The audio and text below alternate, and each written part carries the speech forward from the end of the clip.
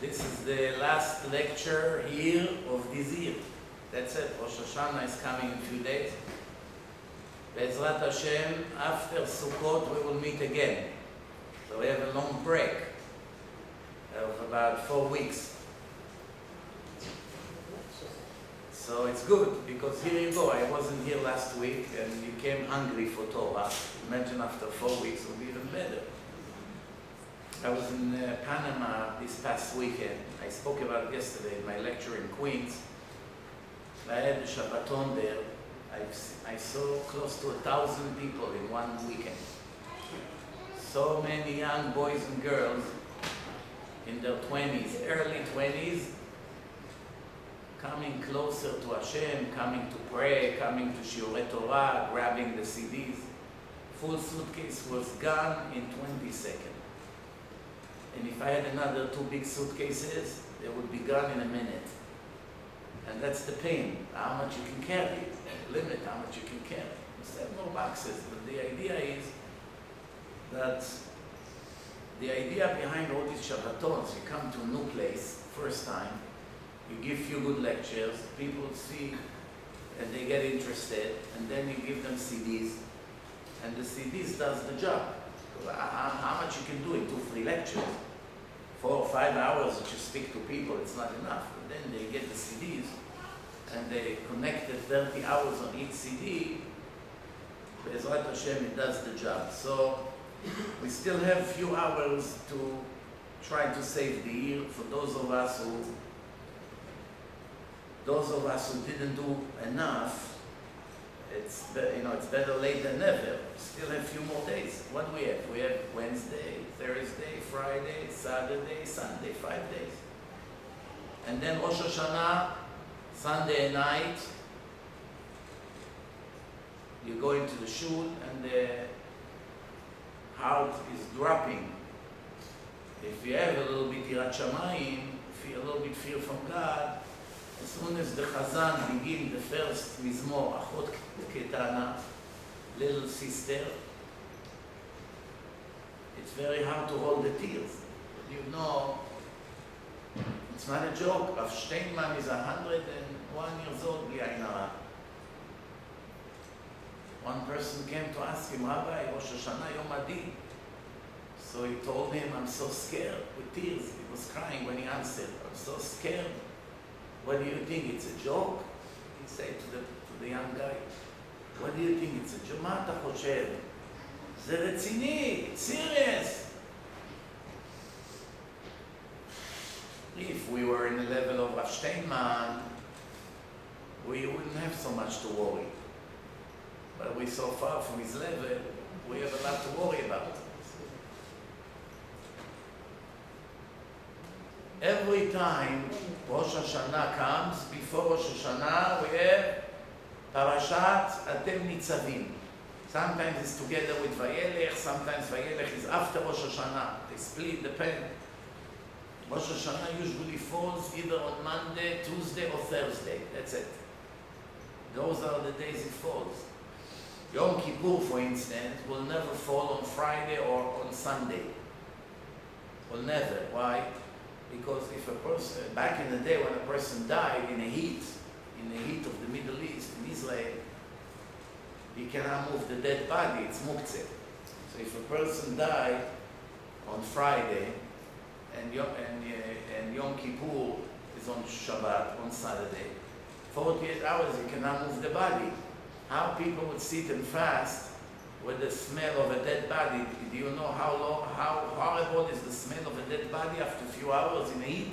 If it's not in the freezer, there's no way to describe the smell. Horrible smell. So in order for people not to have 2 days like this of suffering, the way Hillel, the grandson of Hillel HaZaken, the way he planned the calendar, about 1800 years ago, that Yom Kippur, look at the math that they planned it in such a way, the calendar, the Jewish calendar, that it will never be attached to Shabbat. Because Yom Kippur can fall on Shabbat, but it will never fall attached to Shabbat. It's amazing, this brilliance in the calendar, and I once gave a lecture about it. I say, if a person just learn about the Jewish calendar, right there you know the wisdom, the divine wisdom of the Chachamim. They were able to do such thing. So as I started to say, every year Nitzavim falls before the Judgment Day. Why? All of you are standing in front of God today. All of you are standing in front of God today, from the top leaders to the smallest level. From the big rabbi that all his life learned Torah, to the Jew that shine shoes, or clean rugs, or taxi driver. Any kind of Jew. All of you standing today as one unit in front of Hashem. I always say, I wish it was true. Back then, when he was given, when Moshe Rabbeinu spoke in the last day of his life in Zayin Be'adar, this speech was given in the last day of the life of Moshe Rabbeinu. He was born in Zayin Be'adar and passed away in Zayin Be'adar. The last speech, the last day of his life, a person knows that Hashem already told him in a few hours he's going to die. And instead of worry about himself, well, let me die peacefully. Let me say goodbye to my family, let me relax, let me lay down a little bit, drink, eat something. No?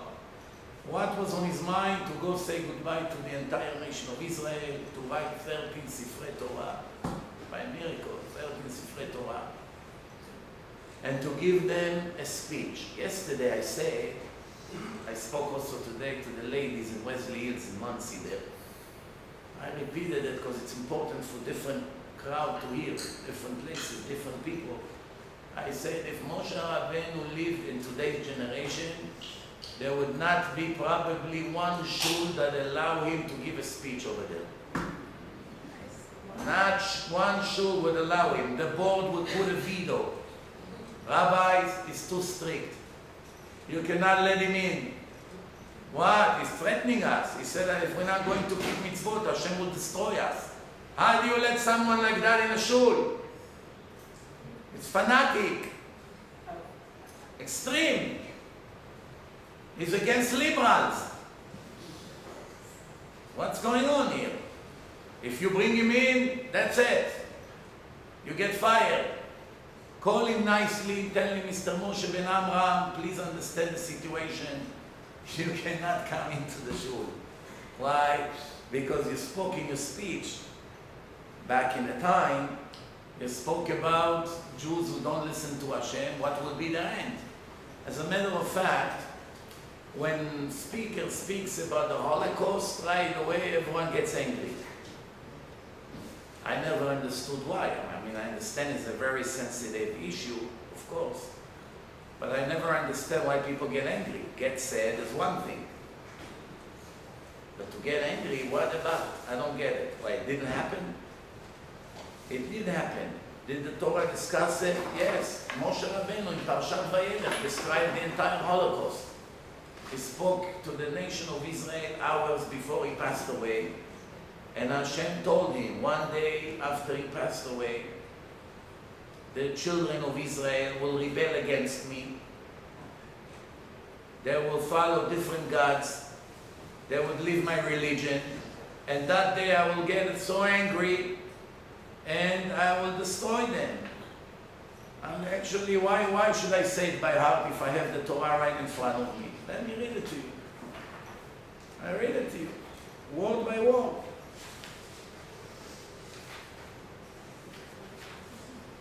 Here is what it says. It says, Vayomer Hashem el Moshe, and Hashem say to Moshe, En karvu yamecha lamut, your days are ending. You're about to die. Bring Yoshua, prepare him, etc. And then Hashem continue in the next verse. Vayomer Hashem el Moshe, and Hashem say to Moshe, Incha shochev im avotecha, you're going to lay down with your parents, with your father, Abraham, Yitzchak, Yaakov, Amram. Vekam ha'am hazeh, and this nation will rise. Vezana, zana come from the word zona. Zona means a woman that goes to different men. One day she's here, one day she's there, a prostitute. But it also means that someone goes off the derech. It's to go from the right direction into a wrong direction. וקם העם הזה וזנה אחרי אלוהי נכר. This nation would leave me and follow a different religion, different God. JC, Krishna, Mishnah, whatever. וקם וזנה אחרי אלוהי נכר. In a country that they will be there, in a nation where he will be. I will read it also in Hebrew that you don't suspect that maybe I changed the meaning. אשר הוא בא שמה בקרבו. אלוהי נכר הארץ אשר הוא בא שמה בקרבו. Those of you who speak Hebrew, correct me if I'm wrong. ועזבני, and he left me. והפר את בריתי, and he annulled my covenant, אשר קראתי איתו, that I made with them. They break the covenant. We made an agreement in Mount Sinai, and they broke it. They will break it. Hashem is telling Moshe what's going to happen. וחרה פי בו ביום, and I will get so angry at that day, that day, ועזבתים, and I would leave them. ועזבתים, I would leave them. והסתרתי פניי מהם, I will hide my face from them. והיה לאכול, they would become the food of the goyim. The goyim will eat them up. ומצאו רעות רבות וצרות, and many tragedies and problems will find them. ואמר ביום ההוא, and at that day they will say, הלא על כי אין אלוהי בקרבי מצאוני הרעות האלה. All these tragedies are happening to us because there is no God among us. There's no God anymore. ואנוכי, and I, אסתיר פניי ביום ההוא. I will cover my face at that day. Meaning I won't look at them.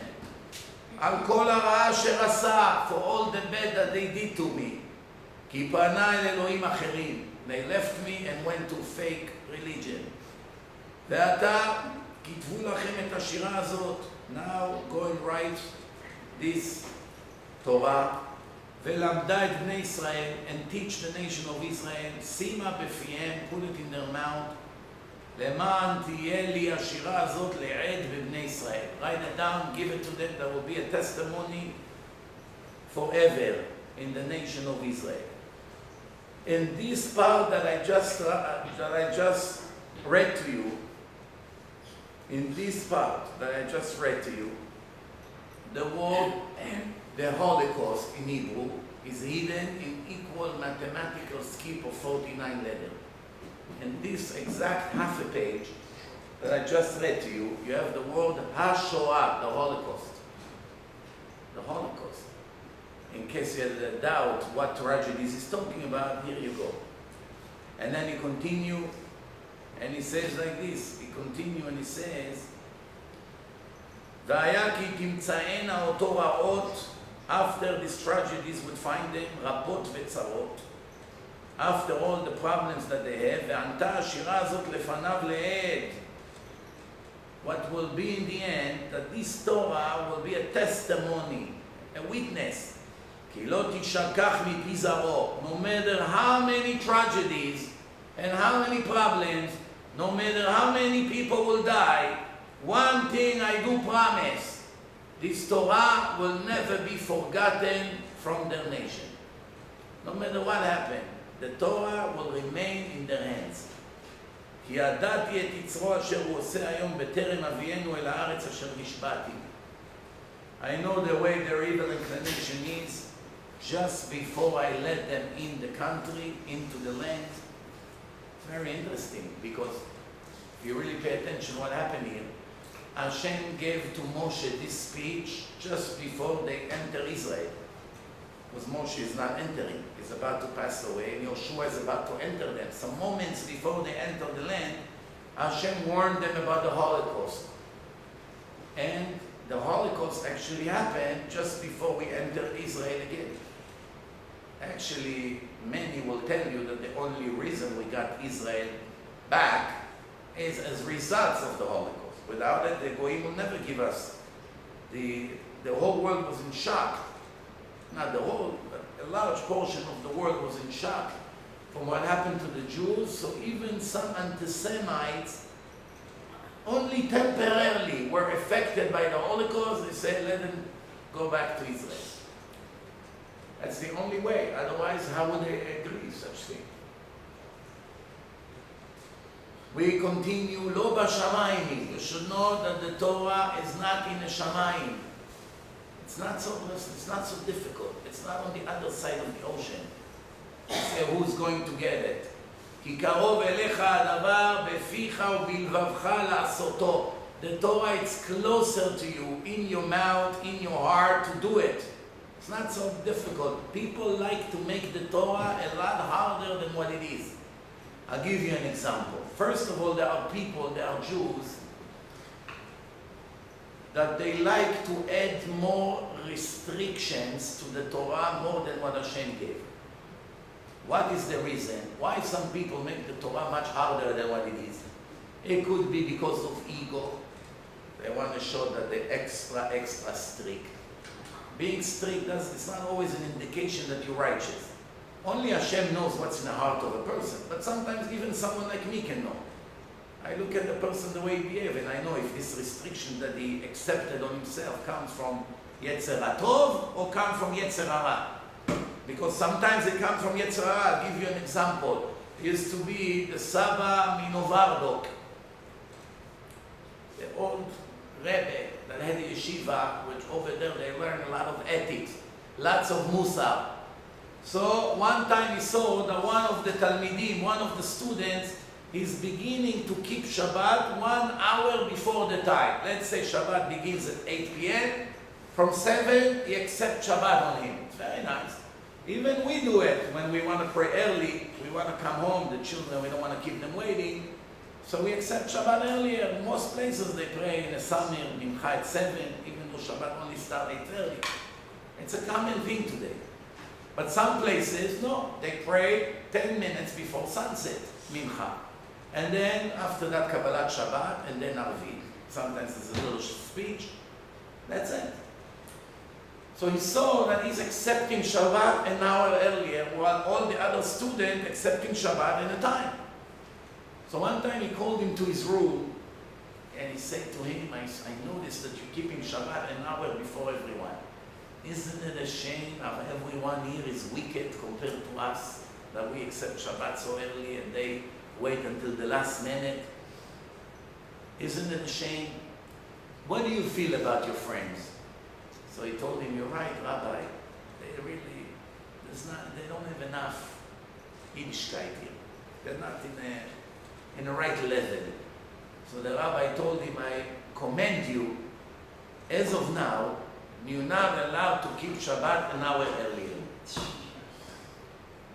To do extra while you're doing extra than the obligation, and it makes everyone else look wicked in your eyes, you are the wicked one, not them.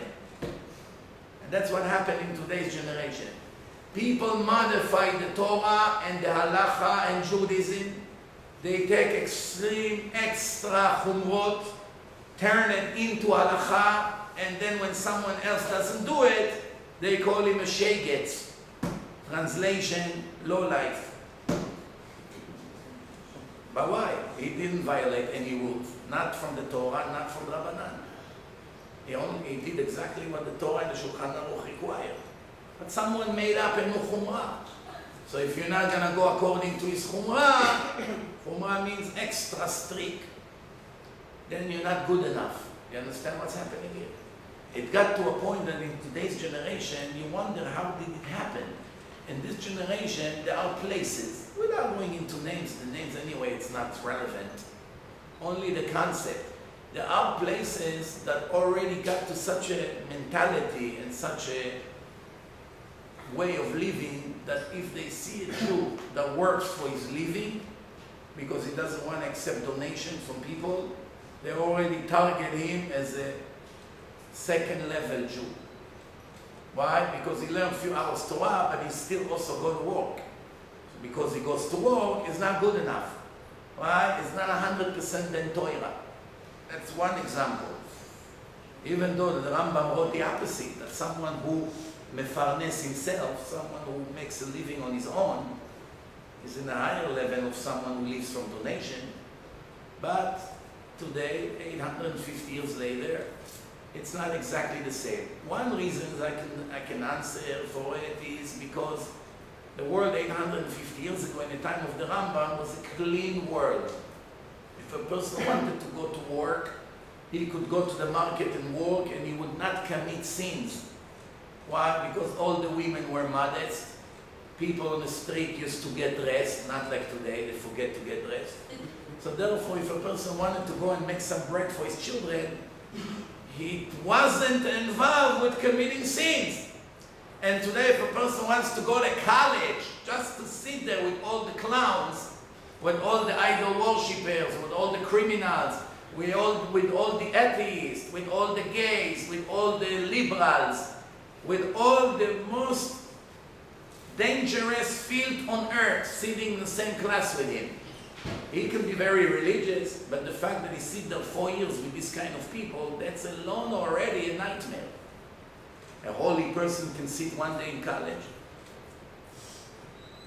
I'm asking you, can sit in a clown or in a class with 30 people around him. Each one of them is an atheist, believes in a Big Bang, believes in Christianity, believe in Islam, believe in nothing, believe in freedom. How can he sit there 4 years with this kind of people? Just like sitting in Israeli Knesset and listen to their speeches every day. How can you even be there a day? So today, to make a living, it's almost impossible without committing sins against Hashem. So the rabbis say, you know what? Better to be poor and righteous than wealthy and wicked. That's a choice people have to make. You want to make a lot of money, you're going to have to work in Manhattan, you're going to have to work there in the summer. Manhattan in the summer, it's walking on the beach, no difference. There's really no difference between Manhattan in the summer and the beach in the summer. There's no difference whatsoever. Actually, in Manhattan, you have more people walk naked than the beach. More. So is it allowed to go and work on the beach? If you ask a frum Jew, listen, you have to go make a living. We have a job for you. What is going to be the job? You work on the beach. You know the chairs, the folding chairs? Like in Israel, they work with the chairs. Who wants chair? 5 shekel. 5 shekel. Here, they put the chair, they give you the ticket. All day he walks on the beach, naked people around him all day. With his yarmulke and beard. Allowed? Why not? Because it's a beach. But Manhattan is also a beach. Miami Beach is also a beach. Not only on the beach, on the street. So you see that today is almost impossible to make a living without committing big sins from the Torah. That's an answer for the people who say, how can you work today? You cannot work. You go to these places, destroy your neshama. That would be true if it's only on jobs that you have to go to places when people are naked. But unfortunately, even if you work in a lab, or even if you work from your home, you sit all day and talk on the phone and make sales, even then they look at you as a second class. Why?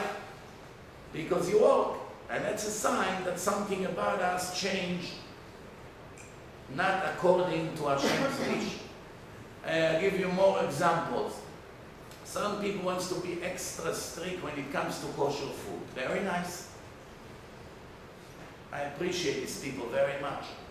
If that's what they want to do, no problem. But if somebody else doesn't want to live like you, and he just buy regular kashrut from a kosher Orthodox rabbi, why you run right away to call him a goy that eats not kosher? You ruin the reputation of rabbis that went to yeshiva all their life. Saying that this kashrut is not good is making bad reputation to maybe 50 different Orthodox rabbis in 1 second. I'll tell you a story that happened. I have a friend. He gives me a lot of books because he has thousands of books in his house. Huge library he has. And he has a lot of interesting books. You can get a lot of ideas from his books. So when he was young, before he got married, he was invited on Shabbos, on Friday night, to eat a meal by an Orthodox family in Monsey. So when he walked there, they told him, would you like to make Kiddush? He said, okay. You know, the Ashkenazim, each one makes Kiddush for himself. Even if they come to a place, they like to make for themselves. Husband and wife, separately, they do Kiddush. That's their minhag, most of them. So they gave him a bottle of wine and a Kiddush cup. He looked at the wine like this, and he said to them, actually, I don't think that this wine is kosher enough for me. So, what was the problem? The kashrut on the wine was OU.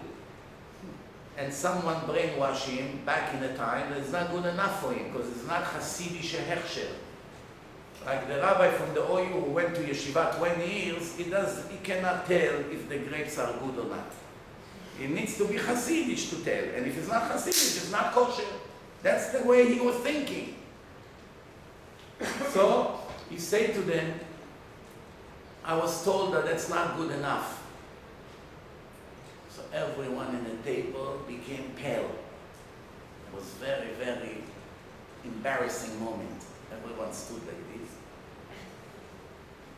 So he looked at them, he realized something is not right. So then he said to him, by the way, I am the supervisor of the kashrut of OU. Well, he didn't know where to hide from the embarrassment. Today he's laughing at this. It's all the OU. But back then, as a new Baal Tshuva, someone brainwashed him. This is another example how becoming strict actually becoming worse. Again, if the kashrut is not good, it's not good. Finished. You know? I always had you have to be an expert to know about kashruyot. You have to be an expert. Sometimes they tell you this kashrut is not good. You check, another one tells you it's not good. Another one. People from the industry tell you it's not good. Then you know it's not good. So one of these kashruyot, when I was told a few times, you cannot even buy a juice from their kashrut. Forget about meat or cheese or anything else. Even a seltzer, you cannot rely on them. I thought to myself, I guess people are exaggerating. But then I went to some state in New York, and I get in a car, and they're driving me around, and the driver is telling me, meet this rabbi. He is one of the supervisor of that kashrut. So I said to him, tell me, is it true what they said that your kashrut is totally not reliable? He looked at me, he said, even worse than what they say. Yeah. So at least you're honest. He said, don't rely on it in anything. I said, wow, you're walking there and you're telling me this? He said, what do you think? I'm a puppet. The top of the pyramid is a corrupted person. No yirat shamayim, nothing whatsoever. Everything they say about him, it's not half of the truth. Here you go. Someone from inside. After that, you don't have a doubt. Then you know.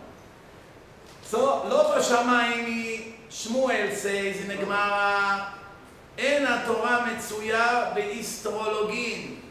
Astrology. The word, I don't have it because it works. The פעם אחת, this is like this, listen to this. אמר שמואל, אין התורה מצויה באסטרולוגים שאומנותן בשמיים. The Torah says, לא בשמיים היא. Some Jews, the rabbi is not good enough for them to ask him questions. He wants a prophet to come and give them information from heaven. Who is a prophet? Some Baba, fake Baba. Come, he looks at your hands. Oh, I see good things are coming. If you would give $18,000 donation to fund called such and such, which apparently own it, then wonderful things will happen to you this year. Believe it or not, it sounds silly, but there are enough fools who will fall into this. It used to be the Sfaradim only. Now the Ashkenazim are passing them on a race. It used to be generation, the Ashkenazim used to laugh. How people will believe in this fake Bible. Today, they also stand online. Why? This is the way the Yetzer Hara fool everyone. So it says like this. Shmuel say, when the Torah say lo b'shamayim, he mean don't give answer based on the stars or the horoscope. Today it's not good this. Today I shouldn't do that. Today I should not eat eggs. Everything in an astrology map, which is total baloney. Total baloney. Because that person actually said to one Goya that was set for conversion on a certain day, so he told her, that day I see in the stars that it's a horrible day for conversion. I won't succeed. So she called me up all nervous. She said, he told me based on his maps. So I told her the opposite. Now the Satan wants to break your conversion. That means it's a very good day. She converted, became a total righteous girl. A few months later, they made her a shidduch. She got married. She lives ultra orthodox. Everything was beautiful. Thank God that she was smart enough to call me and ask me about this foolish astrology, man. You understand? So the Gemara says, אמר שמואל, אין התורה מצויה באסטרולוגים שאומנותן בשמיים. You don't mix between the Torah and astrology. That's a common thing. A lot of people ask this question. They told Shmuel, but you are an astrologist and a big rabbi. From all the people in the world, you say astrology? He said to them, I only look at astrology when I'm inside the bathroom, when I cannot learn Torah, so it occupies my mind, because in the bathroom you're not allowed to think Torah. So that's how I learn about it, but it doesn't mean it's real. כי קרוב אליך הדבר, the Torah says it's very close to you. פעם אחת הייתי מהלך ממקום למקום. One time I was walking from one place to another. ומצאני אדם אחד שלא היה בו, one person found me on the street, שלא היה בו לא מקרא ולא משנה. He didn't know no גמרא, no חומש, no משנה, no nothing. והיה מתלוצץ ומלעיג בדברים. He used to make fun. הוא בא כנגדי. He came to me. אמרתי לו, בני, I told him, my son, what are you going to answer to your father in heaven in a judgment day? אמר לי, he told me, Rabbi, I have things to tell him. He says, you made me a fool, that's the result. I blame Hashem. Well, you didn't give me a brain for Gemara. You didn't give me a brain to understand Rashi, Tosfot. I tried a few times. My head is black. It's your fault. What do you want? You yourself said that if someone is not educated in Torah, he cannot be a tzaddik. No, ena ma'aretz chasid. You made my brain disabled. 1,000 restarts doesn't help. The computer is still frozen. What do you want? No? Here's a good point or a bad point. Nobody is answering. I hope you don't have the same problem. So he says like this, אמרתי לו בני, I told him my son. First of all, you see how polite he was to this clown. He comes to make fun of the rabbi in the Torah, and he's still calling him son. To the chap, he said, oh, son. Maybe the son, but not son. So it says like this, אמרתי לו בני, מה מלאכתך? בני, I told him, what's your work? He told me I'm a hunter. I hunt. אמרתי לו בני, son, who taught you? מי לימדך ואמר לך שתביא פשטן? Who taught you how to hunt and to bring linen, and from the linen to sew nets and to put traps for the animals and to make nets and throw them into the ocean and catch the fish? He said, what do you mean? I'm smart, so I was able to do it, the hunter said. So I told him, what? To bring linen and to make traps and to catch the fish. You are very smart when it comes to business.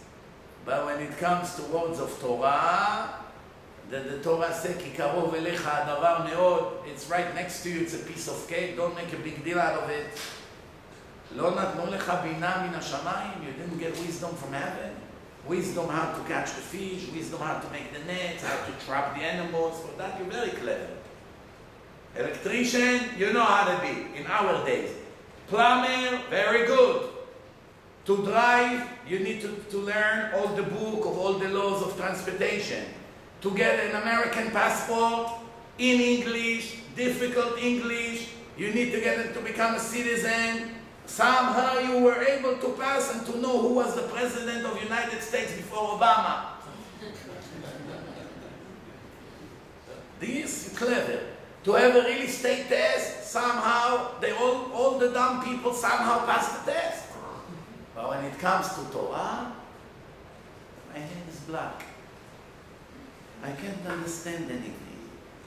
The Gemara says like this. He started to cry and say, well, he got the point. He realized that he has no point. The Torah continues, see, today I'm putting in front of you the life and the good, the bad and the dead, and you should choose the life. אמר הקדוש ברוך הוא, Hashem says, שני דברים הללו נתתי לישראל. Two things I gave to the nation of Israel. One is good and one is bad. The good also split to two different words. One is tzedakah and one is chesed. Charity and kindness. ואליהו הנביא זכור לטוב, ממוצע ביניהם. אליהו הנביא is right there in the middle. כשיבוא אדם להיכנס, when a person comes to enter, Eliyahu says, open the gate, and a righteous nation would come in, shomer emunim. Emunim, like we say, amen, meaning emet. V'shel ra, and the bad path, it splits to 4 different paths. There are 4 different paths. When a person comes to the first path, there's angels who come and say to him, why would you like to enter to this fire? Why would you like to join the wicked people and the chuckles, the boiling chuckles? Make tshuva. If he listens to them, very good. If not, I don't have to tell you what happened. He come to go into the second path. They told him, if you didn't go into the first one, why would you like to go in the second one? The angels are coming and say, you want to be far away from the Torah of Hashem? You want to be called impure? You want everyone in heaven to run away from you in the court of heaven? Listen to us and make tshuva. If he listens to them, this is all metaphoric. It's a parable in a midrash. If he listens to them, very good. If not, he has no life. Third path, the angels are coming and say, do you want to be deleted from the book of life, life of eternity? Isn't it bad? Don't you want to be written in a book of life? Listen to us and make tshuva. If he listens, good. If not, oy lo and oy to his head. He comes on a 4th path. They told him, you did not go in the 1st, 2nd, and the 3rd. Why would you like to come in the 4th one? The angels are coming and say, until now, Hashem is accepting all those people who make tshuva, repentance. And Hashem forgive their sins. And keep telling them, return, return, return. Shene'emar, shuvu banim shovavim. It's written, return bad boys. If he listens to them, very good. If not, oy lo and oy to his future. The bad angels are saying, since he did not listen, his spirit should come out. Shene'emar in Tehillim 146, Tetze rucho yashuv la'admato. His spirit goes out, the body returns to the ground. We saw it coming now. What happened? We don't know how to turn it on. Anyone who knows how to turn it on, save us, please. You will get an extra mitzvah for Rosh Hashanah. I told you. I don't know. We said it okay. I don't know what's the story there.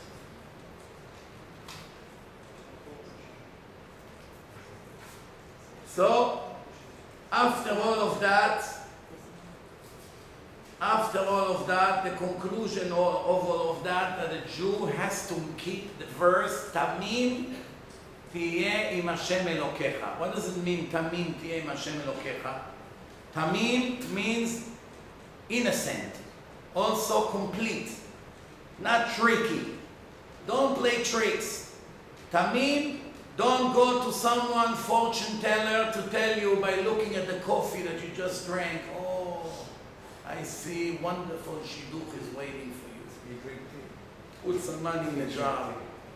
Yeah. You drink tea. Those who drink tea, so they open the cup. Yeah. They have solution for everything. No? Yeah.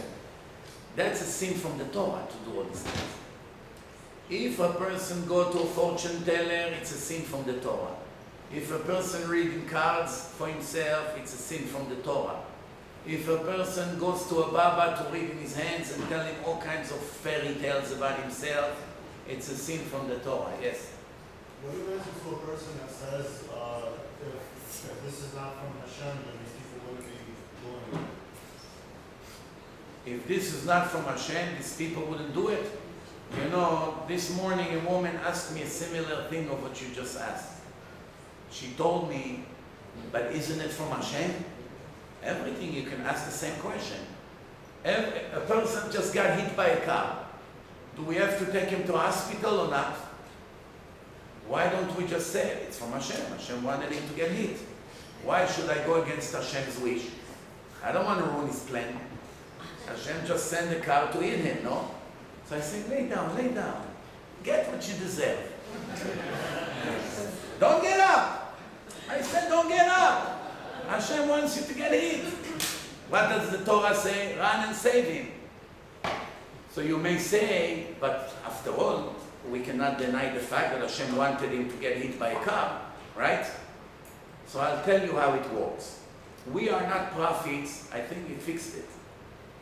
I think it did. They might need to send you a gift after that. So if 5 years of education in Russian college. just for that, it was work for you to come from Ukraine. So, I'm down. It took me 5 years ago. so anyway, so the point is like this. We don't really know in the end what Hashem wanted or not. Sometimes it's a test, sometimes it's a final decree, right? If a person has cancer, the doctor has an obligation to try to save his life. No matter what they can do, they have to do. In the end, most of the people don't make it. But the 10% that make it, or 20% that make it, then obviously you see that sometimes Hashem sends the sickness to a person with no intention for him really to die. He was interested that he will only have a warning or an X amount of suffering. Since we have no way to know, we have an obligation to try always to do good. In the end, we will know what Hashem wanted. If the person died, then we know Hashem wanted him dead. That's it. But until then, we don't know. We have to fix. We have to try to do everything we can. Pregnant woman, she has complications. She needs, now in an emergency room in the middle of the night. She's in the 7th month. Who knows whether the baby will survive, not survive? Her life is in a risk. Who knows? You run to the emergency room. They take care of her all night. Sometimes you save the baby, sometimes not. Sometimes you save her life, sometimes not.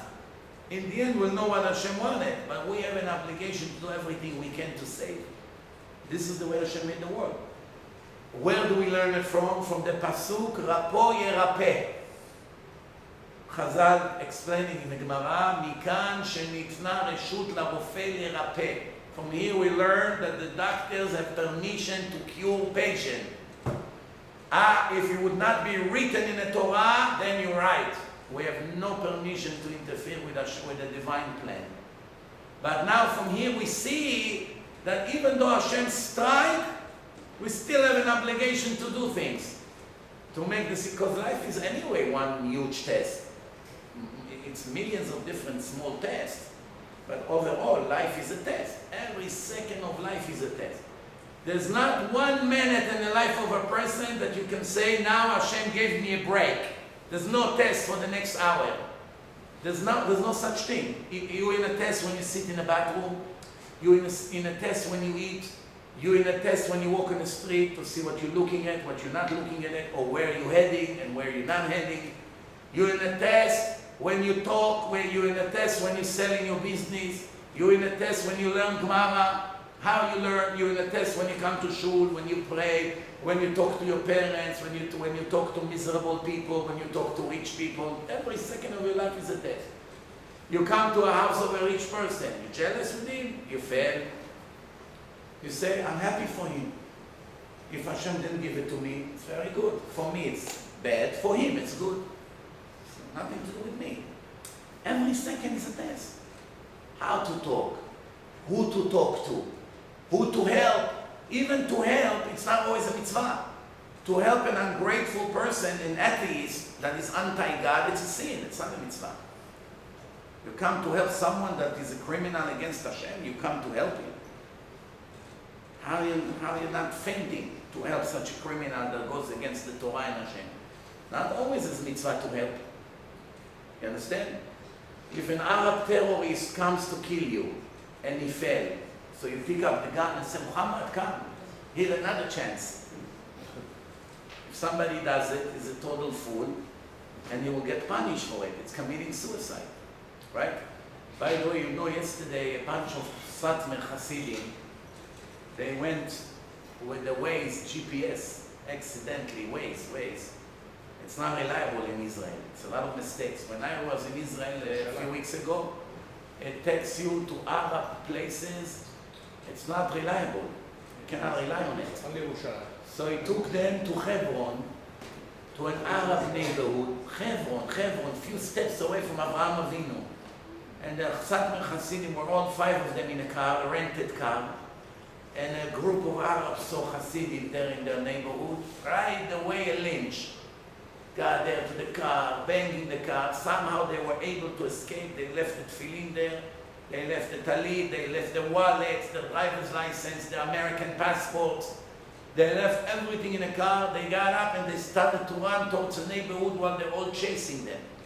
Who saved them? And all their Arab. And all their Arab got them into his house for 45 minutes while he was calling the police. 45 minutes until the police showed up. Maybe the Arab police was hoping that they first killed them until we show up. That's why it took them 45 minutes. I don't know. Because Hebron is not exactly New Jersey, you know. It's very small. 45 minutes until the police showed up. I saw an interview with this Arab, maybe 55, 60 years old. Tzaddik Arab. So I saw that there is a major risk to their life. He took a risk on his own life to save the life of those 5 Satmar Hasidim. You understand what's going on here? They could have killed him also. You're messing with these kind of people. They burned the entire car with the tefillin, with the passports, with everything. That's what's going on today. This is the way we are. Inside our country, the bad animals are there to eat us alive. And this is also in this parasha. It's written here. In the last parasha, Kitavo, it's written in the curses. In Chukotai, it's written, the enemies that live among you will rise higher and higher, and you will sink lower and lower. It's written. Everything is written. So we continue. We don't go by signs. If I see a black cat, that's a sign I should not go out of the house. If they will tell me this word, that means it's a sign I shouldn't take the job. If my astrologer will look in the map and tell me today it's a good day to go, tomorrow it's a bad day, today between 2 and 3 you should invest. All these things are sins from the Torah. Don't believe anyone who pretends he can read your palm. They're all crooks. And no matter how beautiful is their beard, don't believe anybody. Don't believe any person who tells you that they can do hocus pocus to make the ayin hara goes away from you. Don't believe anyone who tells you that he can take away the kishufim from you. It's all a lie. Nobody knows how to do these things, not in this generation. If a person says to you, I look at your forehead and I can see things, unless if he's the stipler, don't believe him. And the stipler already passed away 20, 30 years ago. So nobody knows that. Bottom line, don't believe any kind of fakers that pretend that they know the future and they see things. Don't believe them. Even though there's always an exception to the rule, once in a blue moon you can find someone that even with kochot hatumah can tell what's about to happen. We don't rely on this kind of people because it's against the Torah. It's against the Torah. Even Hashem yelled at Avraham Avinu, צא מההצטגננות שלך, enough with this astrology. Hashem yelled at Avraham Avinu back then when astrology was more reliable than today. Today it's not reliable at all. So, Moshe said to the Jewish nation, all of you are standing here together, united. You will be able to overcome the 98 curses only with unity. No racism, no false hatred, no lashon hara about each other, no breaking into groups. You're not welcome, you are welcome, selection. We're welcome, you're not welcome. We don't like your last name, we like your last name. These kind of things will not help us to overcome the 98 curses. That's why they fell on our head, one by one. There was a way to avoid them, with unity. No unity, the curses comes. Then,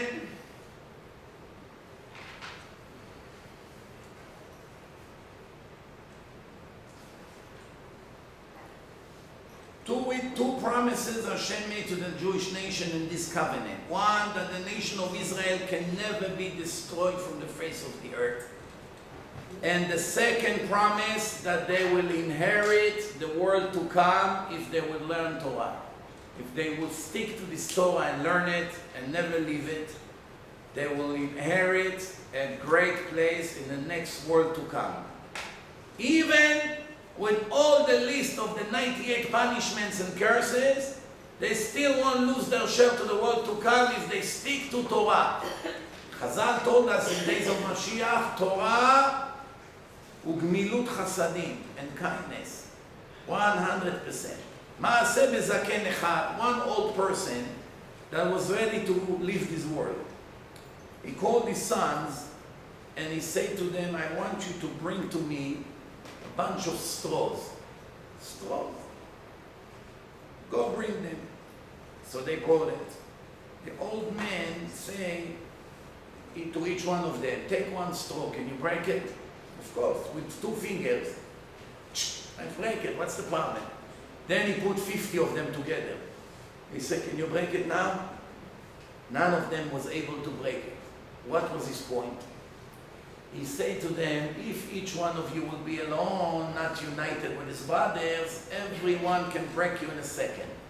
If you will all be united, nobody can touch you. That's the message that the father gave to his sons before he left this world.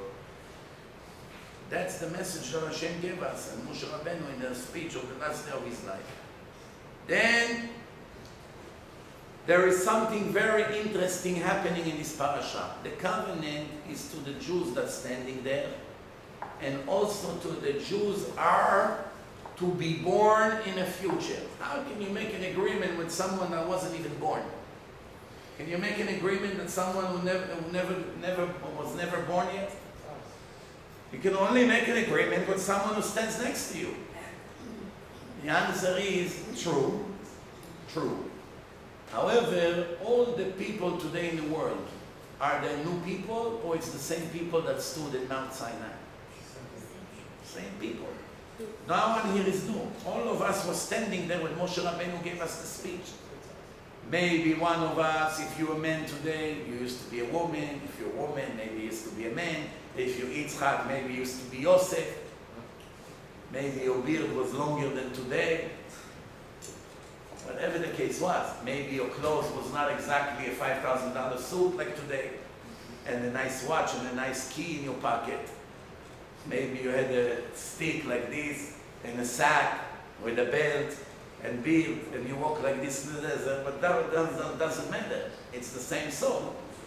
So Hashem, by giving us this covenant, He actually tells us, those of you who are here today, And those of you who are future to be born is the same people. I'm making the covenant with you and all the generations to come because it's all the same souls. Everybody. Therefore, you can never come in the future and say, what do you want from me? I wasn't there. Hashem never made this deal with me. He made it with my grandfather. I don't want to be committed. You made a deal with my grandfather, you want to do it with me? I tell you something, in Israel, there is a place in Jaffa called Abulafia. You heard about it or no? Abulafia, it's an Arabic name. What's Abulafia? Who knows what it is? It's the most successful bakery in the whole world. 24 hours a day, 7 days a week, always have 50 people waiting online, non-stop. 2 o'clock, 3 o'clock in the morning, 4 in the morning, 5 in the morning, 6 in the morning. 20 Arabs baking sambusa, pizza, pita bread, sesame bread, bread with za'atar, with eggs, without eggs, melted cheese, salty cheese, all kinds of Arab bakeries. It got to the point that the Israeli IRS gave them a dismissal, meaning they acknowledge the fact that they cannot keep track on how much money they make. There's no way to keep track because it's non-stop on the register. No way to print. There's no way. I say, listen, we lose millions. If you make me come to the register every second, and when I'm losing customers, so they agree. They're right. They can lose $1 million a year by typing on a cash register because it slowed the whole process. So they agree with them on a fixed price. They estimate how much they make, and they say you're going to pay X amount of percentage mas achnasa, and finish. What's the secret of the success of these Arabs? Not that many people know. What happened is, of course, it's not kosher, so don't try it. But I just want you to know the secrets there. There was an Ashkenazi rabbi, I don't remember his name right now. This Ashkenazi rabbi one time came to the grandfather, Said Abulafia, the grandfather, Abulafia and Banav, and he said to him, what do I have to do to convince you to close your bakery for the 7 days of Pesach? They make so much money each day. Unfortunately, lots of Jews go and eat chametz. So he said to him, do you know how much money it is? It's enough to buy a brand new apartment. Meaning every week they make enough money to buy a new apartment. This Ashkenazi rabbi didn't think for a second. He said to him, no problem, here is a check. Closed for the entire 7 days, don't open it. And he agreed. He closed the bakery and he took the check. After Pesach, he saw that he doubled his business. Doubled his business. He was busy before, but now he got double busy. He came back to this Ashkenazi rabbi and said, I see that God is already paying me back. Here is your check. And since then, every year he closed on Pesach. And his business go higher and higher and higher. It got to a point that one time the Israeli television put a candy camera and they saw that the Arabs make their bathroom inside the door, knowing the customers are Jews, and they're still busy. The Arab, instead of going to the bathroom, back then, they put a candy camera on Israeli television. They see, this is what you buy. And business went down a little bit for a week or two, and went right back here. This is what's happening. When other bakeries that are owned by Jews, not everyone agreed to close on Pesach. Even though it's against the law, the Israeli law, to open chametz on Pesach, they get a daily ticket. Worth it for them. Here, $100 ticket. They open the business as usual. Many businesses, they get every day a ticket. They don't even care. They give them the tickets in advance. This is for today, this is for tomorrow. It's a part of the deal. Everyone is eating. So now, it says like this. The covenant is with you and your children to follow you. Moshe said, if any one of you planning to disregard what I'm saying here today in all the warnings, Hashem will never agree to forgive him. Even if others will get a forgiveness, he will still be liable to his sins. Why? Because right now when I speak words of Musa, you're thinking, doesn't apply to me. I don't care. If that's the way you are, when you would want to do tshuva, Hashem will tell you, get lost. Go. I'm not interested. This is what Moshe warns the people. So what do we learn from here? If a person makes sins, not intentionally, even intentionally out of desire, he can do tshuva for them. But when the rabbi speak words of Torah and the person sit and think, big deal, I don't care about this. You're not going to scare me. You're not going to tell me what to do. Az panim, such chutzpah. When he would like to do tshuva, lo yoveh Hashem misloach lo. Many people don't know it. It's very interesting. Meaning, if you're not excited from the words of encouragement, inspiration that I'm giving you here today, nothing will help you eventually to escape the punishment. Even if he wants to do tshuva, en maspikim beyado. Why? Because he got Hashem so angry, he doesn't want his tshuva, chas v'shalom. God forbid.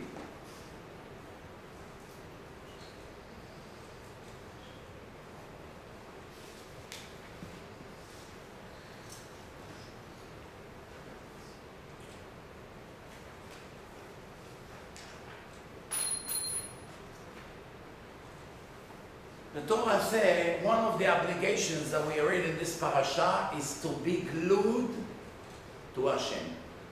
And obviously Hashem is not a piece of wood that you can glue yourself to Hashem, right? How exactly I'm going to glue myself to Hashem when physically I don't even know where he is right now? I cannot see him, I cannot touch him. How exactly I'm going to stick to him? Obviously it's not literally. What does it mean, uledovka bo, to stick to Hashem? Obviously to his laws, to his instruction, to his holiness, to his recommendations. And there is one more thing, who knows what? The Gemara explained, what does it mean to stick to Hashem? What does it mean? What does the Gemara say? Ledovka bo, who knows? Very good. To stick to the holy, kosher rabbis. I repeat, not to every rabbi. To the ones that have clean reputation and they're really living according to the Torah. Anyone who claims he's a speaker or a rabbi that you see by the way he looks right away that this person has no yirat shamayim, by the way he talks, by the way he behaves, by the way he talks about money, by the way he prays, by the way he learns or doesn't learn. There's ways to see. Not to talk about someone that has bad reputation that commit all kinds of crimes. Stealing, women, lashon hara all day. Someone like that, there's no mitzvah to stick to him because he himself is not stuck with Hashem.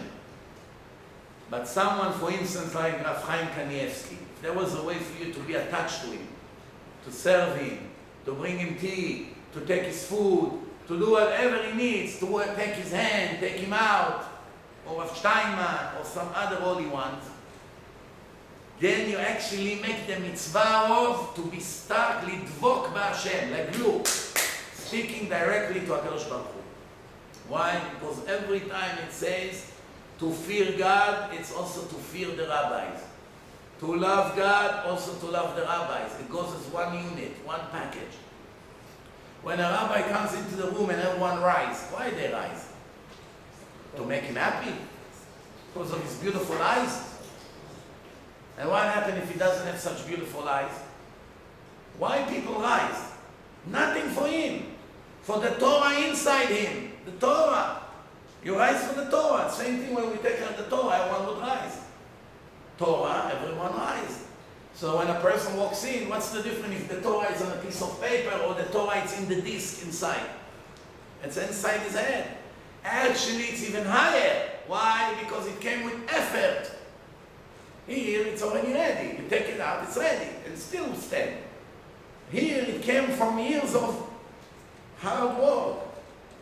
Nobody ever became a chacham without extreme hard work, learning day after day, night after night for many, many, many years. No one. If you see someone that is 20 years old and already claims that he knows the whole Torah, baloney. Lo yagata v'matzata al ta'amin. If someone said to you, I put my heart into the Torah and finally I became a chacham, possible. If he said to you, I didn't need to work hard. Hashem gave me a gift. I learned 2-3 years and I became what I am. Don't believe him. Check him real. You see it's not true. It's impossible. Hashem says impossible.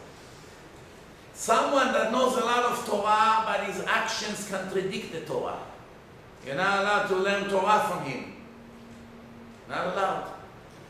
That's automatically put in a garbage places like the Kabbalah Center. The people that speaks over there, one is worse than the others. They don't keep Torah mitzvot. They come after the money of the people. It's become trading. It's all for money. They teach goyim that are not allowed to teach Torah, needless to say Kabbalah, which most Jews are not allowed to learn Kabbalah. Needless to say, different nations to learn Kabbalah. Jews are allowed to learn Torah, but they're not allowed to learn Kabbalah unless if he's 40 years old, he's holy, he's a person that watches his mouth, watches his eyes, he knows already the entire Torah, is extremely tzaddik, doesn't eat meat during the week, there's restrictions. Married, have children, living in a lifestyle with extreme, strict restriction, then you can start learning Kabbalah when you're 40 years old. Today, every fool who doesn't read one word in Hebrew already in a Kabbalah center. Not to talk about the prostitute from MTV. They come to learn Kabbalah. Make a joke out of the world here. I'm not surprised at these wicked people. I'm surprised of the foolish people that believe that they actually learn Kabbalah. From them, I'm surprised. Huh?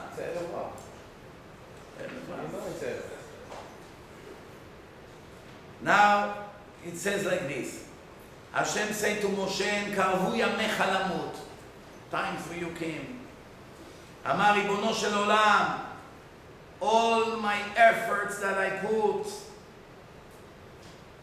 is this for you to tell me that my day came to die? I will not die. Imagine Hashem comes to one of us, Itzik, Yalla, get ready. Call the lawyer, make a will. Tomorrow, 11 a.m., I'm taking you. No, I won't die. You hear me? I won't die. What would happen? Hashem will grab you from your head and put you right. You lost until 11. It will be now. Right away, no? Moshe said to Hashem, "Lo amut ki echye v'asaper ma'aseya." Not only I won't die, I would live in order for me to tell the greatness of God. You play a very nice trick on Hashem. What are you going to get by taking me? You leave me, I'm going to praise you to the whole world. Okay. Amar lo HaKadosh Baruch Hu, Rav lach. You're good. Don't worry. You don't have to worry. Rav lach, you have plenty. Call Yoshua and bring him, prepare him to take your place. Amar li lefanav Ribono shel olam, why do you want me to die? Moshe asked Hashem.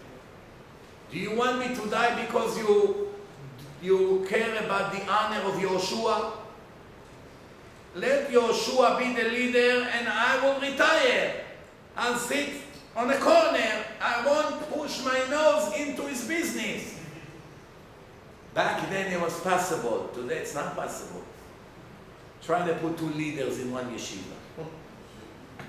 What do you think would happen? אמר לו הקדוש ברוך הוא, ותעשה לו כמו שהיה עושה לך, You're willing to serve him like he was serving you until now? Yoshua was a great servant. What, the chief rabbi will become the servant of his student now? Where did you hear such thing? And Moshe, the most humble person in the history, said, of course, with no hesitation. I'll take his bathroom to the lake if I have to. What's the problem?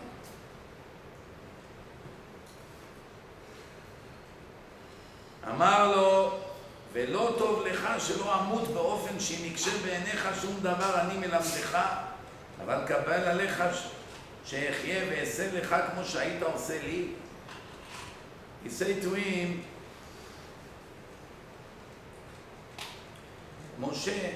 אמר לו, משה רבנו, עליו השלום, ליהושע, Moshe said to Yoshua, you want me to leave or you want me to move on? He say, I want you to leave, yes. He say,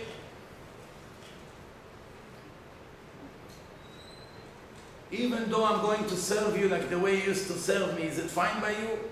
אמר לו יהושע למשה רבנו עליו השלום, יהושע said to Moshe, כל מה שתגזור עליי אני מקבל בשביל שאראה פניך. Everything you command me, I accept on myself, as long as I can only look at your face. התחיל משה רבנו לעשות ליהושע כל הכבוד שהיה עושה לו. Moshe started to give כבוד to יהושע בן נון. Think about it. כיוון שנכנסו לאוהל מועד וירד עמוד הענן, once they walk into the tent of אוהל מועד, and the cloud of Hashem came down, שנאמר, וירד השם בעמוד ענן, Hashem came down in a pillar of cloud. והפסיק בין משה ליהושע. It's separated between Yoshua and Moshe. Yoshua is inside and Moshe Rabbeinu is outside. When Moshe saw that, he said, better to die 100 times than not to be jealous like this one time. Moshe started to say to Hashem, Ribono shel olam, what sin did I do that you want me dead? אמר לו הקדוש ברוך הוא, הן מכוסו של אדם הראשון שכתוב בו, הן האדם היה כאחד ממנו לדעת טוב ורע, לפיכך אתה מת. זה האדם הראשון had a decree that from the day he made a sin, every one of his children eventually will die. What do you want, to live forever? אמר לפניו ריבונו של עולם, לשווא דשו רגלי בערפל, לשווא רצתי לפני בניך כסוס. I was the horse of your children, horse that carry and pull the carriage behind him, for nothing. All these 40 years I did it, and in the end I won't enter the land. אמר לו הקדוש ברוך הוא, who is your father? He say Amram. He said, who is his father? He say Yitzhak. He said, Yitzhak, who is his father? He said, Kehat. He said, who's Kehat's father? He said, Levi. And he said, who is their father? All of them came from who? He said, Adam HaRishon, Adam. He said, did any one of them live, stay forever alive? They all passed away, right? So what's the difference? Why you want to stay? אמר לו, ריבונו של עולם, אדם הראשון גנב. The first person, Adam, he ate with no permission from what you told him not to eat. And you gave him a punishment. Did I steal something from you ever? Didn't you write in the Torah, Avdi Moshe ne'emanu b'chol beti? Moshe is a faithful servant, 100% reliable. כיוון שראה משה שנחתם עליו גזר דין, Moshe saw that no matter what he said, Hashem is not convinced. He made a circle on the ground and stood inside, and he said, I don't come out of the circle until you cancel your decree.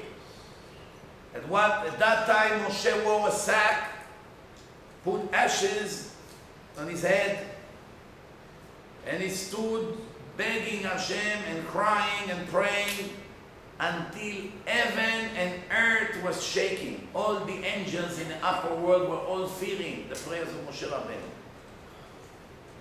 They say maybe the world is coming to an end. Look, everything is shaking up. How many times Moshe prayers? 515 prayers. Gimatria Vaitchanan, Parashat Vaitchanan. יצתה בת קול ואמרה, they had an announcement in the court of heaven, it's not time for Hashem to destroy this world yet. What did Hashem do at that time? He went to every gate and every gate of heaven. There's different gates. Every Bet Din uVet Din, all the courts, meaning there's more than one in heaven, the judging people when they die, don't dare to accept the prayer of Moshe Rabbeinu. Why?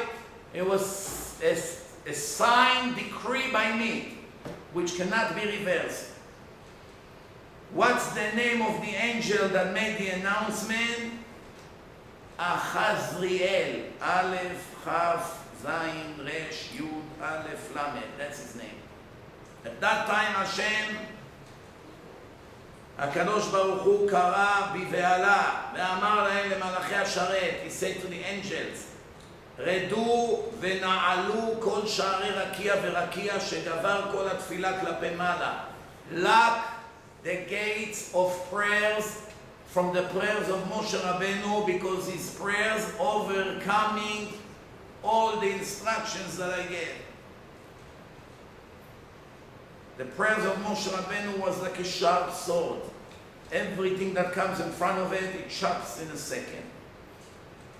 שהייתה תפילתו מעין שם המפורש. He was able to pray in such a high level, to the highest level on the name of Hashem.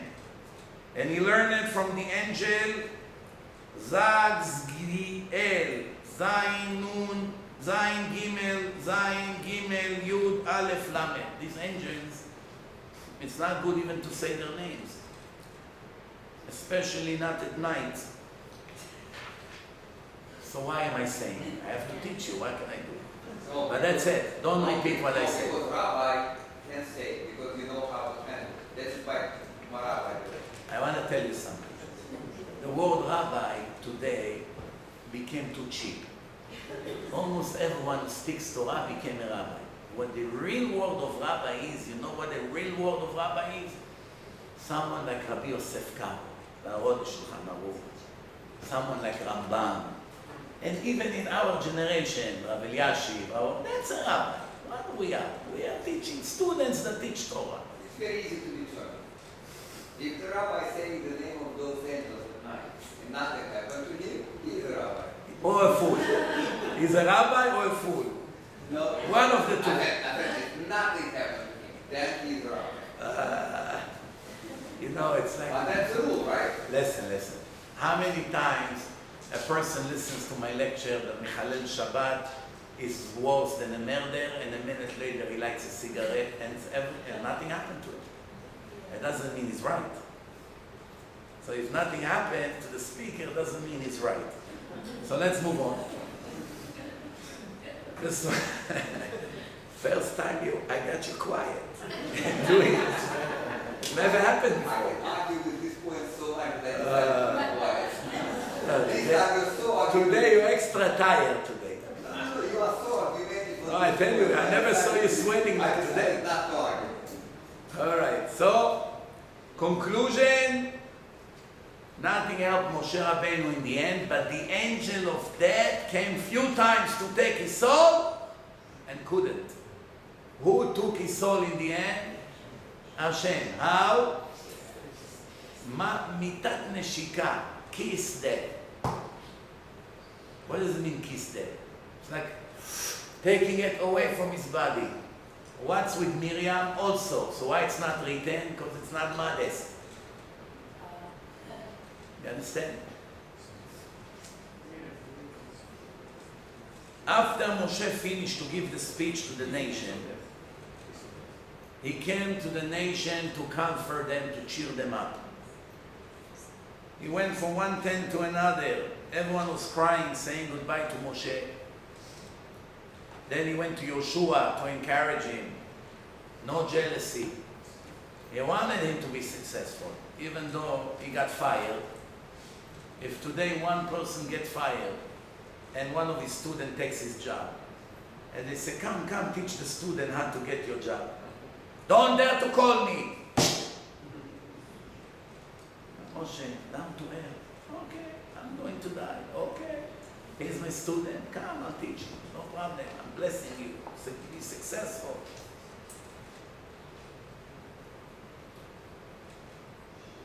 Chazak ve'ematz, he said to him. Be strong and brave. You bring this nation into the land. How many years it took Yoshua to occupy Israel? 7 years. 7 years. And how long to cut it and to share it? Another 7 years. 14 years. 14 years. I always wonder to myself, after the blessing of Hashem, after the promise that we're going to inherit the land, after all that, 7 years war.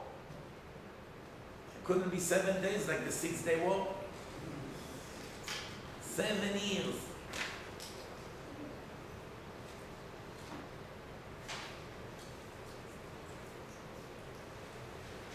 Once the time came for the sun to go down, what happened? The moon comes out. The face of Moshe is like the face of the sun. The face of Yoshua, the Gemara says, like the face of the moon. What's the difference between the sun and moon? The sun is much bigger than the moon. That's number one. Number two, the moon doesn't have any affection without the sun, because it's a mirror. The sun light on the moon, and the moon sends back the light into earth. But the moon itself doesn't have any light. It's not a sun. Therefore, the way that Chazal are trying to teach us that Moshe had the Torah, he's like the sun, lighting to the world. Yoshua, his greatness came from Moshe. He gets the light from Moshe and sends it to the, it's not the same. He got it from Hashem, so he's the original source.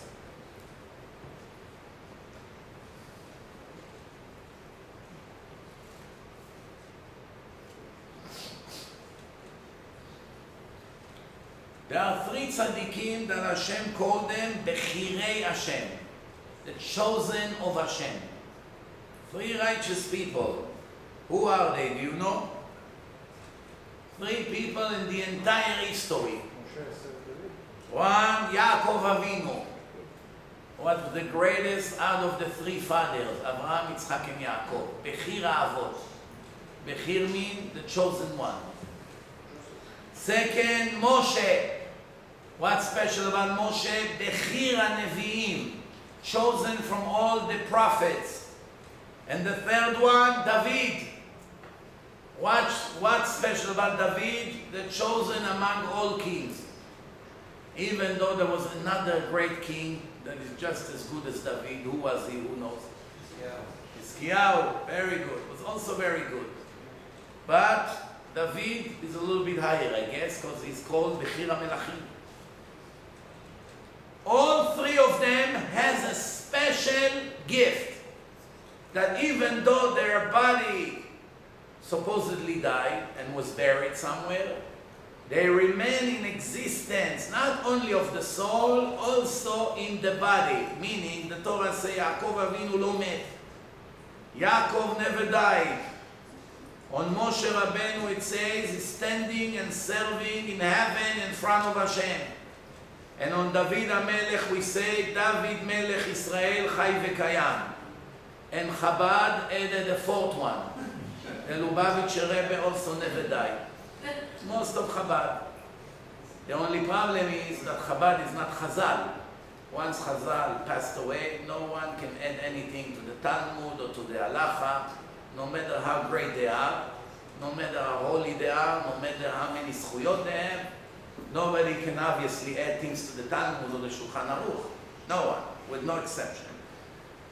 You understand? But those are the 3 that the Torah says that these people actually would live forever.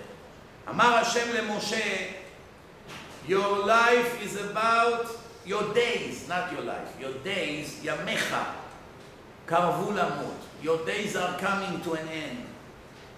But you're entering the life of eternity. The Shemesh, the sun, refused to go down. Why? They say, Ribono Shel Olam, the sun has an angel in charge. He comes to Hashem, he says, Ribono Shel Olam, I don't want to go down. Why? Moshe is still alive. Moshe already knew why the sun doesn't want to go down. Because he wants to give Moshe more minutes to live. Because by the end of the day, he's going. So the angel of the sun is in charge of the sun movement. He comes to Hashem and says, my heart doesn't let me go down. How can I decree the death of Moshe? It's like, imagine the time, the clock. He's saying, when you get to midnight, you say goodbye. I don't want to get to midnight. 5 to 12. Here's 4:45 always. Here's 4:49 always. Baruch Hashem. Moshe wrote 13 Sifrei Torah. 12, one for each tribe, one he put in a Aron. That if somebody one day will try to modify the Torah, right away they'll have an original copy in a safe. Nobody can fool anything. אמר משה, מתוך שאני עסוק בתורה שכולה חיים, לא תהיה למוות שליטה. That's a good way for me not to die. Why? Once you write the Sefer Torah, the Satan, the Malach HaMavet is afraid. היום ישקע, maybe the time will arrive, the sun will go down. Since the angel of death cannot take my soul on time, maybe the decree will be cancelled. If you wonder why the decree will be cancelled, it will be delayed. Why cancel? I'll give you a proof that it can happen. We had a guy, he was my student in yeshiva in the Gemara class. That he's a guy, Israeli guy, that before he became religious, he was working for a moving company. Moving.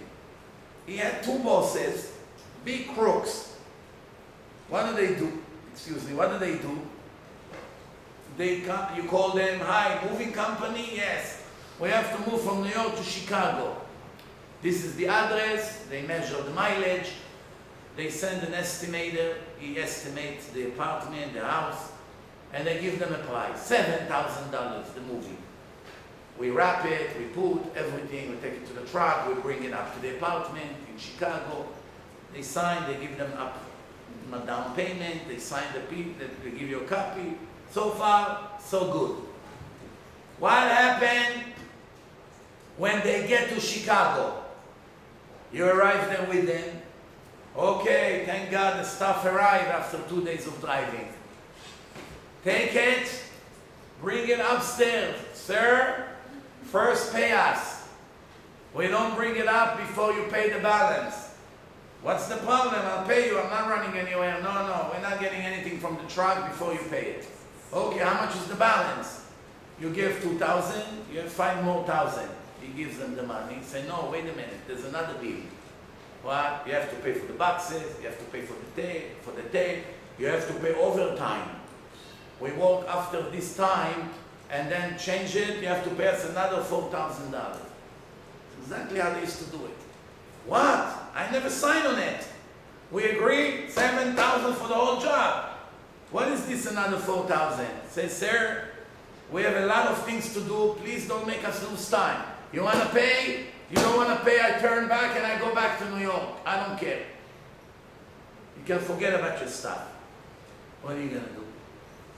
Blackmail. And of course, they don't take credit cards.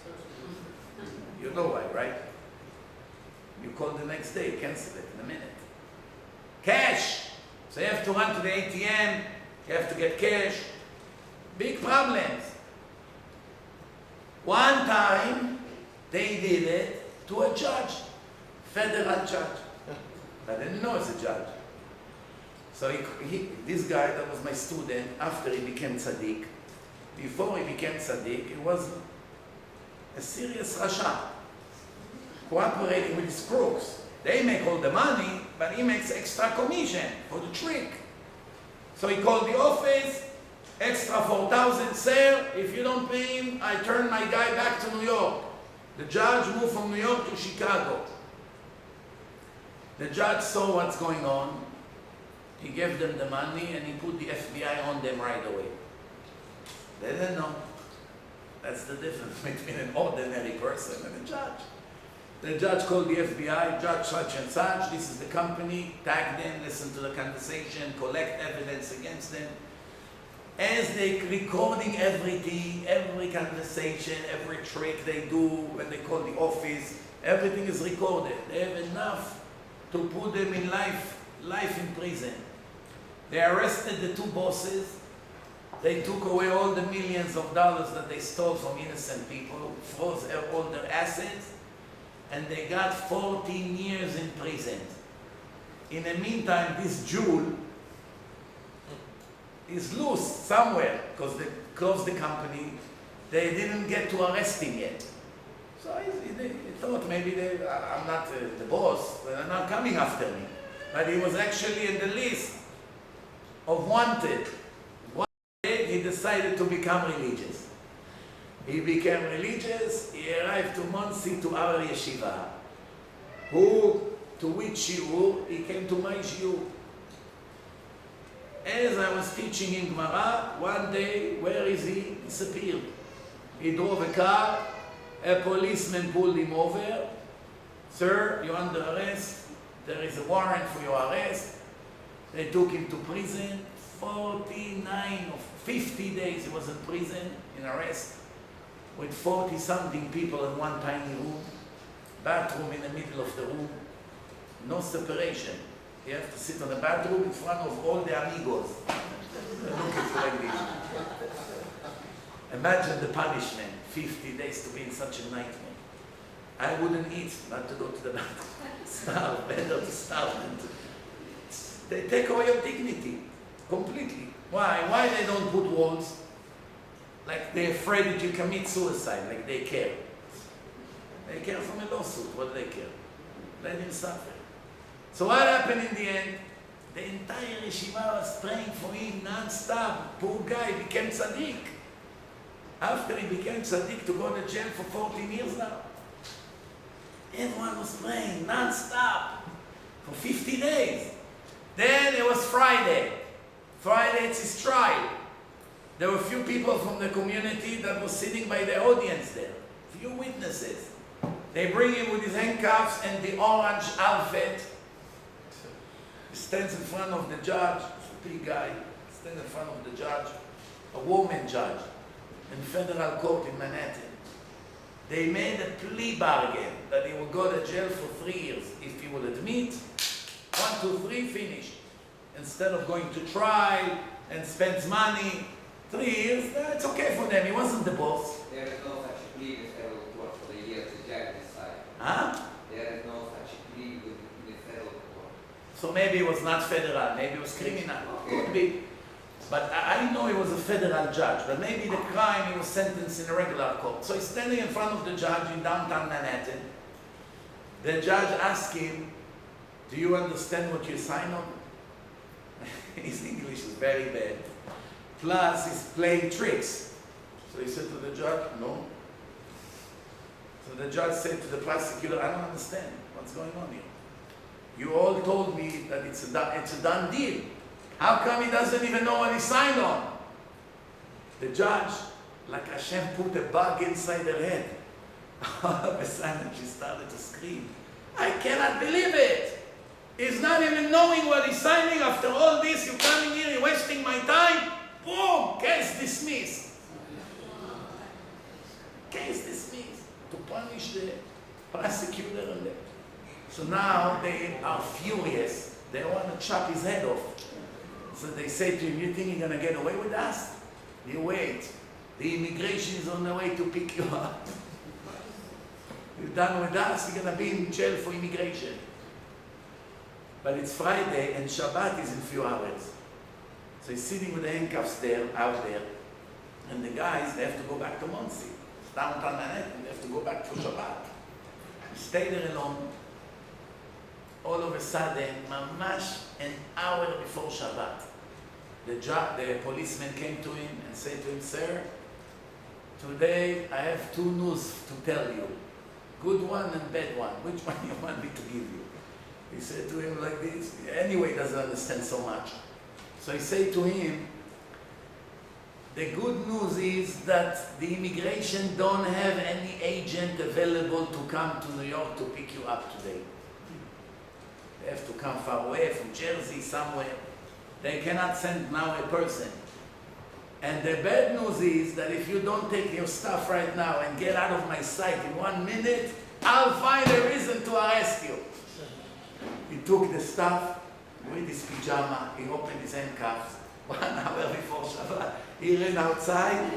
I said to him, how did you get a cab? Now he has to go to Borough Park. It's the closest place to one of our friends. I said to him, how did you get on a cab? He said, when the cab pulled over, I put my head like this. I said to him, how much to Borough Park? He told me $20-something.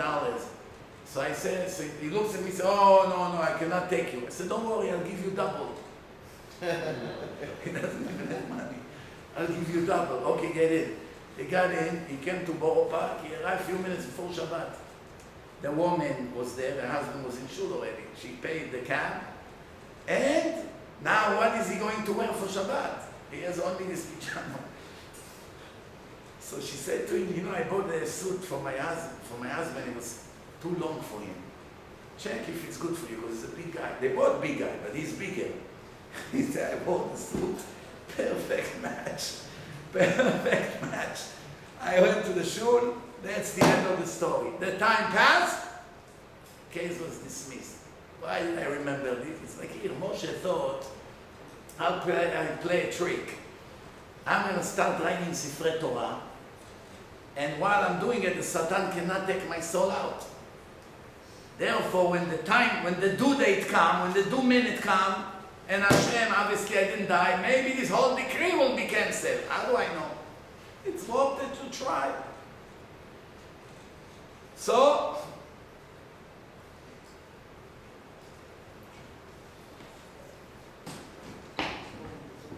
מה עשה הקדוש ברוך הוא?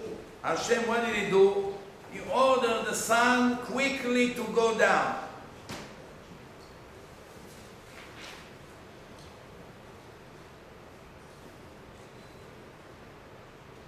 So Moshe saw that the trick didn't help. He said, to Hashem, can you show me a faithful person that can take my place? Hashem called Yoshua, stand both of you inside the tent. And that's when Yoshua officially got the job instead of Moshe Rabbeinu. Before we finish,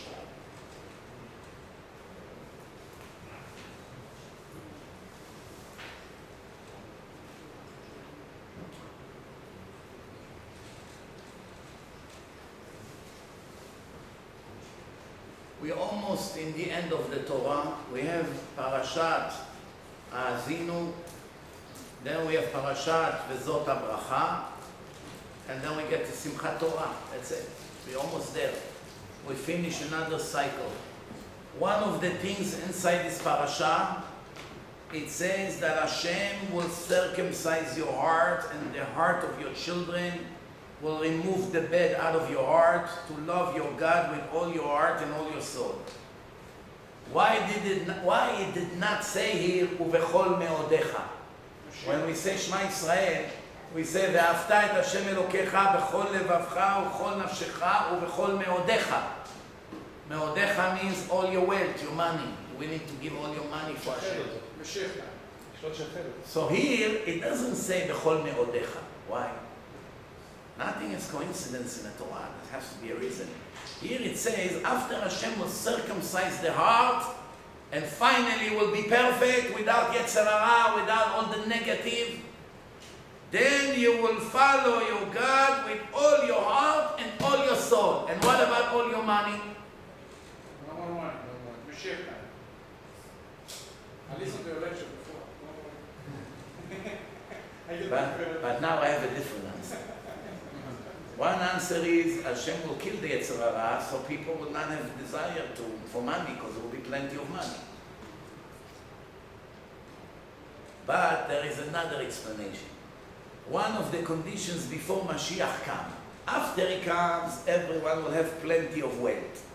But before he comes, What will be the final condition before Mashiach comes? Final. אין בן דוד בא עד שלא תכלה פרוטה מן הכיס. Until everyone will be wiped out. No one will have money. Maybe the market would crash, maybe the dollar will go down to zero. It happened in Russia once. You went to sleep with $100 million cash. You woke up a few hours later from your snoring, it went down to 1 million. And for other people, it went down to zero. It happened in Iran. It went from few toman to dollar to hundreds. It happens in many, many countries. It happened in Venezuela. Actually, when I was in Panama, they told me that they owe Copa America, Copa Airline. It's a Panama airline that owned by a Jew. It said that Venezuela government owed them $500 million. They spoke to me and they explained to me what's going on. So I say, why? He said, because what happened is, the government used to do something for the people of Venezuela to be able to afford to get a airline ticket, because the airline ticket was they make in a whole year. There was some kind of a procedure with the government, and what happened is that whatever the government owed, the Venezuela currency collapsed by hundreds of times overnight, and the debt was, instead of 10, 20 million, went up to $500 million overnight. And they don't want to pay it anymore. So I asked, but they have plenty of oil, gas. They can give gas. In Venezuela, you know how much you pay for a gallon of gas? 3 cents. 3 cents. 3 cents for a gallon, not $3. 3 cents. So I say, what's the problem? Let them sell oil. Oil is like water over there. Give them enough oil and cover the $500 million debt. So what's the answer? No, they just don't want to pay. You're right, they could have offered them to give them gas for the airplanes. They fly non-stop, it's a big airline. For the next year, gas is on us until we get to $500 million, based on American dollars prices or Panama prices. They could have done it. So since everyone will be broke, the Torah didn't write because what are you going to have? You have nothing anyway. The Gemara says, when Rabbi Yochanan read this pasuk, "Ve'karavti alechem lamishpat," I will come to judge you. He was crying, "Ve'ayiti ed mema'er." It's in Malachi 3, verse 5. Bacha ve'amar, Rabbi Yochanan was crying. He said, "Evet sherabo mekarvo leduno mema'er le'aido." A servant that his master is bringing him fast to judge him and run to testify against him. Does he have any chance to pass the trial? If his own owner comes to testify against him and quickly, with anger, he is done. So this is what the prophets say in the name of Hashem. Not only I will judge you, I will also run to testify against you for the sins you made when I'm judging you. So Rabbi Avraham Broida, this is what he says. Madua tshuva monat la'anish tachote. How is it possible that a person that will do tshuva has a shield from the punishment that was on the way to him? What is this, man? Person says, "Chatati, aviti, pasha, I'm sorry, ma, here, kiss mezuzah, forgive me, I'm sorry. If I write a nice check, I will never do it again." Oh, the punishment is reversed. How come? It makes any sense? Imagine you stand in front of a judge, you kill 100 people. You come to the judge, Judge Williams, "Hatati, I make a confession. Listen, Hatati, Haviti, Pashati. From now on, I will never kill anyone. You know how much of a shame from killing these 100 people? I'm so upset. I'll never forgive myself, Judge." And then the judge say, "Okay, 800 years in prison, 100 dead. Judge, you're not fair. Didn't you just hear my confession? I just say Chatati Afiti Pashati, cancel let me go back to my family. What is the judge going to say? Also take him to psychiatric evaluation on the way. It's not normal, this guy. So how come by the Torah it works? Did you ever ask yourself this question? It's a mystery, no? It's a very big mystery. Pay for what you did. Why do I care, tshuva, not tshuva? I give you 10% discount.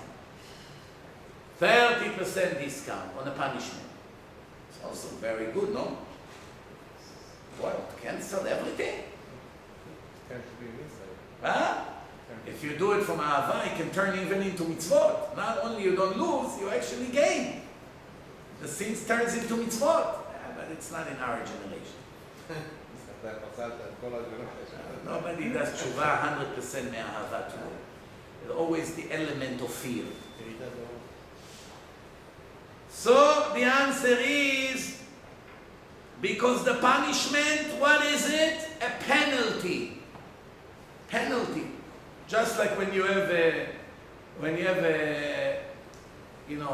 they give you, when they catch you do some kind of transportation violation, they give you a penalty based on what it says. For this penalty. For that, this penalty. The penalty really has nothing to do with what you did. If they come and they give you a punishment that connects to driving, such as taking away your license, things like this, then it's a punishment. But if it's penalty, money, no matter what you did, money for this, money for that, X amount of money, penalty. Nothing to do with the crime. Penalty came to prevent the crime. When you know how much you're going to pay, then you are more careful. So the answer is, it says because we have a rule in the Torah. When a thief stole, how much he has to pay? Double. He has to return what he stole, and the extra, it's a penalty. But we have a rule. Modeh baknas, patur. If a person comes and says before he get caught, before he get the punishment, if he come and say, Judge, I came to confess. What? I stole from Reuven $1,000. Here I am, here is the $1,000, I came to do tshuva. You cannot charge him penalty. Because he came on his own and confessed. So the thief only has to give 1,000 and apologize for the aggravation he caused him. That's it. He doesn't pay double. When does he pay double? When he got caught. Now you have to pay double to teach you a lesson. Why you didn't come to confess? So if a person does tshuva, confess. Why giving him a penalty? Do you understand the concept? The whole idea of the penalty to begin with was to push you to the right direction. The penalty wasn't revenge. In the transportation department in Israel, they put cameras everywhere.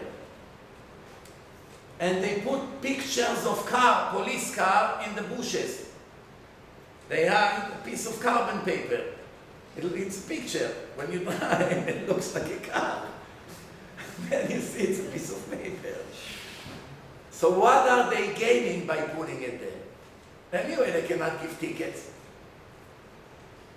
So the answer of the police chief was, we are not giving these penalties to get money out of the people. We wish that no one would pay penalty. We are doing it to prevent speeding and life risk. So therefore, when we put this piece of paper, everyone slows down. That's what we want. We're not here to steal your money. Yeah, right. Nice speech. Reality is a little bit different. Now with the food, they become hungrier every day. Every intersection in Israel almost have a red light camera. Same thing here in New York. But in California, I heard that they put, and one person went to the court, and the court forced them to take away all the cameras. I don't know based on what, but they forced them to take the cameras out.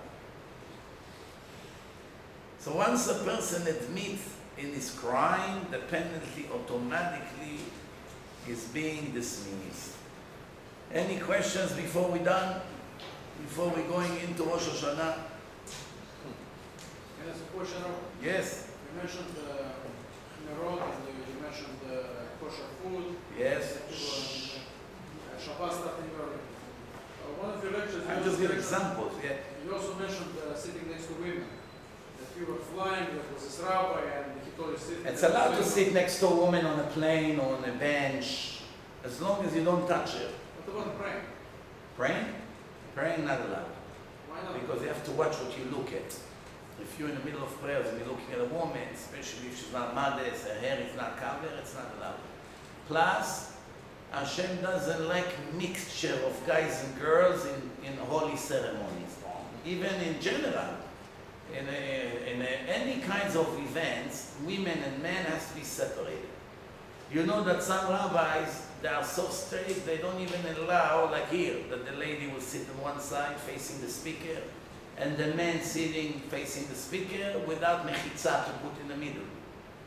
That's the only way they agree to make the lecture.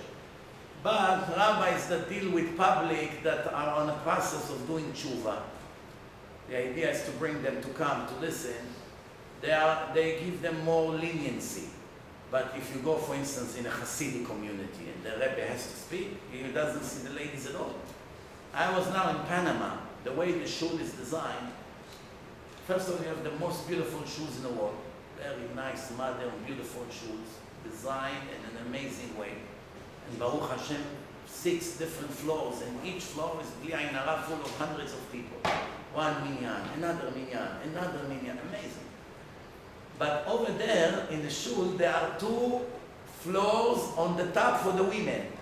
One floor and another floor. And the first floor is for the men, but the women, they have one on top and another one on top. Very interesting, like 2 terraces from both sides. If a woman are all the way up, he's busy with his prayers, it doesn't go like this.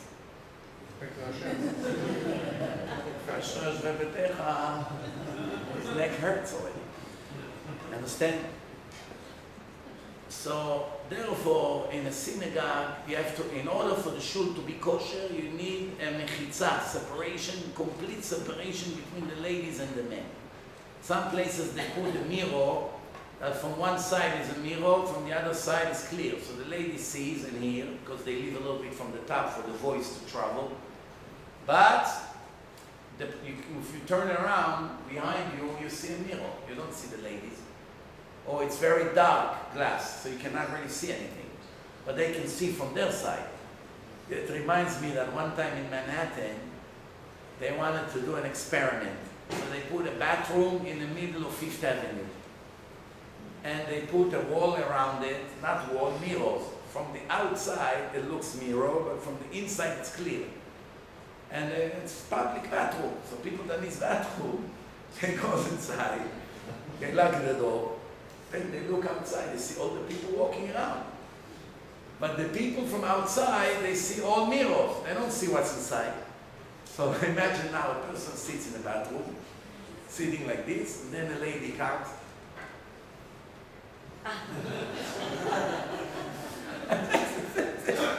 So I doesn't go like that.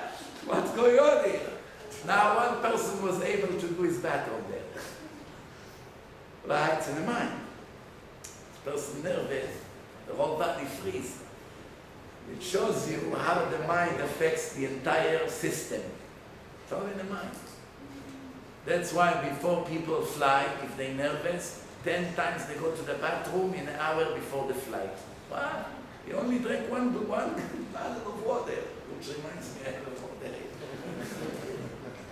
Only one bottle like this, 10 times to go to the bathroom. Why? When a person is nervous, he goes to the bathroom. Why? Who knows why?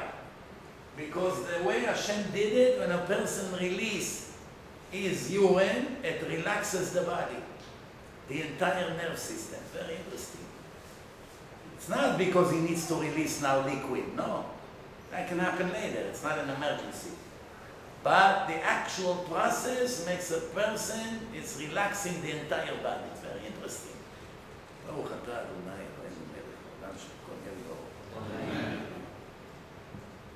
Any more questions? No? Rosh Hashanah, Yom Adin, Yom Kippur. Sukkot, take advantage now. Yeah. Louder, louder. Shemitah is ending in few days. That's it. The 7th year is finishing. Shnat Shemitah is ending right now. That's why the big rabbis in Israel are extremely nervous. Why? Because according to the Talmud, the end of the Shnat Shemitah, it's a very high possibility for the Mashiach to come. Plus, it will happen on Sukkot, most likely. That's why they say to the rabbi in Panama when I was there, in the middle of the week, the rabbi is organizing a Shabbaton. In 3-4 days from now, he has to be in a hotel with the speakers that he invited from New York. He is in Israel for a day, I don't know how, or he spoke to Rav Chaim Kanievsky, and he told him to come back to Israel immediately. And now, a few days later, his wife and children got rid of whatever they have, they brought whatever they can, and they moved to Israel. Overnight, with no preparation. That made the entire community very nervous. Because it's not a rabbi of 20 people. It's a rabbi of hundreds of people, lots of young and girls. The youth minyan, where I spoke, I believe I had more than 200-300 people there. And many of them were not there because they went to another Shabbaton that was out there with Rabbi Wallenstein. We both there at the same Shabbat. So obviously it was a hectic Shabbat there. So obviously maybe if there was no another Shabbaton, maybe we'll have another 100 to 200 people over there in a minyan. So this rabbi is a rabbi of hundreds of people. They told him, leave everything and move to Israel. So my suggestion to everyone who is wealthy, that can afford to buy real estate in Israel, it's better to buy it now. Prices are not going down, they only go higher and higher. There's shortage in property. It will take years until the government will release land and until they build, and there's a natural growth and a lot of immigrants coming, Americans and French and Turkish. They move into Israel from different countries. So the value of the real estate in Israel, as it is now, it's one of the highest in the world, and in a year or two, it will be the most expensive for sure. So if you have money, a lot of money, and you can afford to go and buy a property in Israel, even a piece of land, to build will be more or less the same price now, more or less the same price in 2 years. But the value of the land will be higher and higher. So if a person can buy himself at least an apartment or a vacant lot in Israel, God forbid if something happened, you need to move to Israel, who knows when it happens, it may cost 10 times more. You understand? So we don't know. Even though when Mashiach comes, you won't need money after that. Because those who will survive will have plenty of money, plenty. But it will be a long process until then. There will be Gog uMagog, there will be a war, there will be a disaster in the world, yes.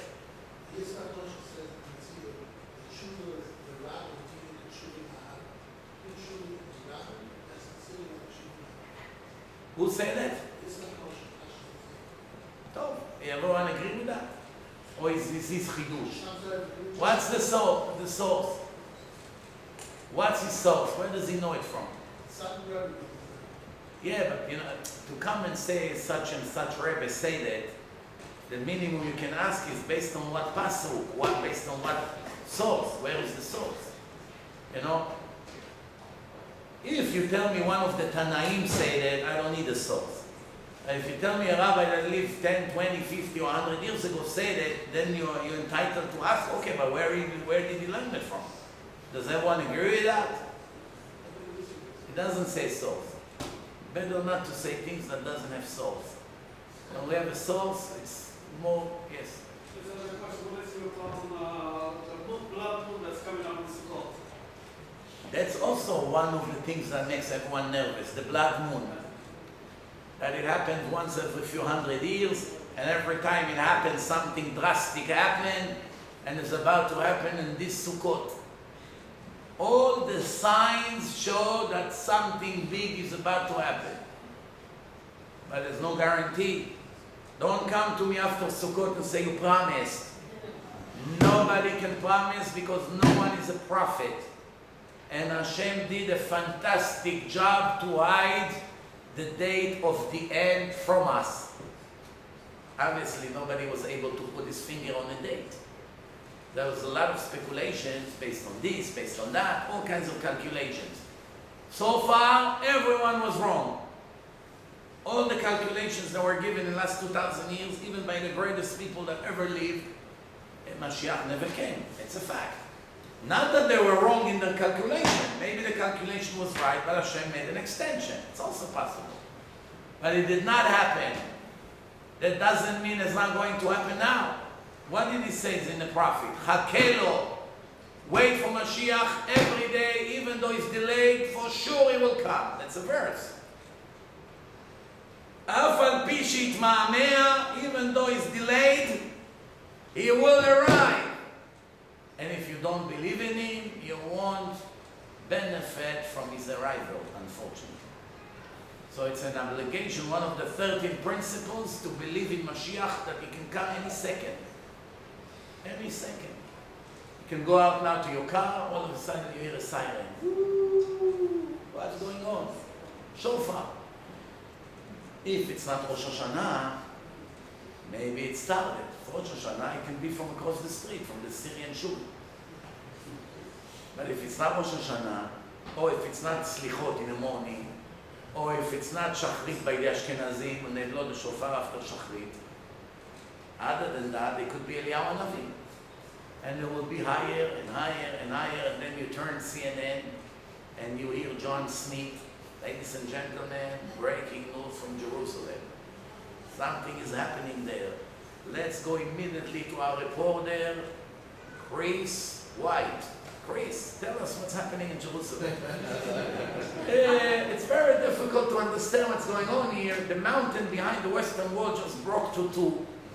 And a lot of Arab graves are shifting to the right and some shifting to the left, and water are coming in. Apparently it's going to be a flood here. There's a lot of Israeli police here. And there is a weird siren here. Nobody understands where it's come from. And a few minutes later, CNN will be off the air. Snow. Why? The payment will arrive for all the anti-Semites that reported against Jews non-stop from day one. They went on the air until that moment. All the wicked people are about to get what they deserve. Just for that, it's worth it. To see all the anti-Semite Europeans get what they deserve. Isn't it wonderful? Huh? Today Netanyahu said to the leader of European, he said to them, it seems that Europe developed very high allergy to Israel. It's all right. Everything Israel automatically against. This whole United Nations is all designed to condemn Israel. It seems to me they never did another thing since day one. All their meetings is about Israel. It's so obvious. Even when you're such a crook, you have to hide your tricks, no? They're not even afraid. Non-stop, Israel, Israel. What about Syria? Not a word. Now, what about Hamas? Not a word. What about Iran? Not a word. What about Libya, Gaddafi, Putin, Russia? Nothing. Immigrants. Now, I was just thinking, excuse me, that if these immigrants would have been Jews, like in the Holocaust, when they were trying to get to the other countries, the European countries, nobody would take them in. Look how they take them in by the hundreds of thousands. If these immigrants were being Jews, I have news for you. When Jews were getting butchered, they have on the BBC a cute dog that left with no home. Who wants to adopt him? Thousands wrote that they want to adopt the dog. Now, the one word they say about the little Jewish children, the orphans, nobody even cared to offer to adopt them. No one, obviously. So don't feel bad about it. Actually, it's a good sign. Why? Because this is exactly what the Torah prepared us for. The Torah says, Esav soneh leYaakov, it's the law. They will hate us. They will hate Israel. They will hate the Jews. They will fight us to the end. And in the end, they'll get what they deserve. So at least the movie will have a happy end. Let me ask you a question. How many times you watched a Turkish movie in your life? Maybe not you, but in Israel they watch Turkish movies with a handkerchief like this. Oh, Salim, he left his wife. Wow, they took her in a train. He's in jail, poor guy. But in the end, Salim get back with her, and it's a happy end, and no one remembered the 2 hours of crying. Because the last minute was happy. They finally got, and they hug, and everyone is happy. Right? You know this film, no? You don't know? I know, but I'm just telling you, you never heard that? Arabic film, Turkish film, Indian film. They all build in the same concept. 2 hours of torture, last minute, happy. Happy end. That's how it's going to be. They learned from our history.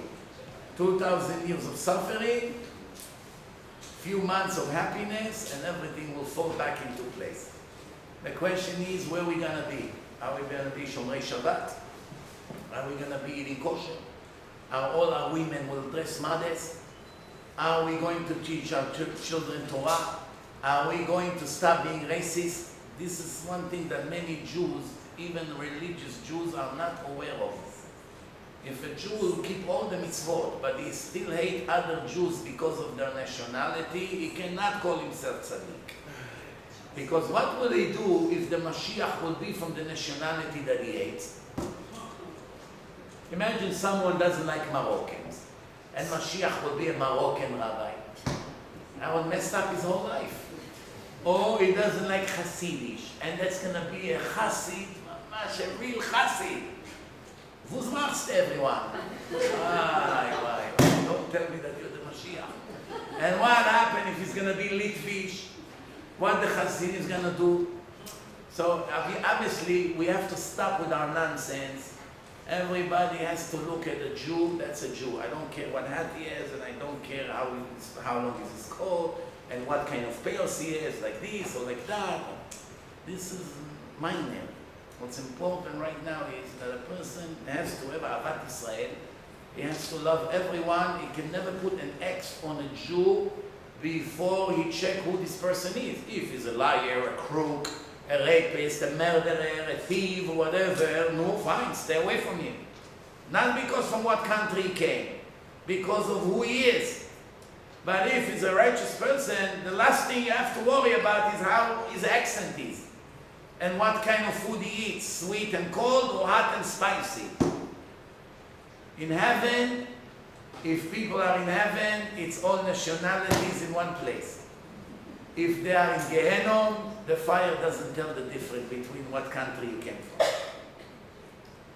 Why should we distinguish between one to another? Why should people in the 21st century of this world still have to suffer because of their nationality? Or because of the color of their skin, or because of what country they were born? How long this nonsense would continue? How long? It's a test. It's a test that most people are failing in it, yes. Do you hear him, or only I am deaf? You hear him? It's hard to hear him. You have to speak a little bit louder, you know, it's a big shul.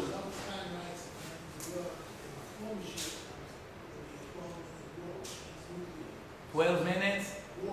War. The Gaon Vilna say that. Before Mashiach comes, the Gog and Magog will be 12 minutes. And there is one opinion that altogether will be 20 minutes. And I saw one place that it will be really 9 minutes. One way or the other, 20 minutes maximum. And everything will be destroyed. Huh? You know what? Take 4 hours. I'm generous with you. Take 4 hours. Does it make a difference? 20 minutes, 4 hours. All these empires and buildings and armies and China and America and Obama. Shh. Everything in a second will be down to earth.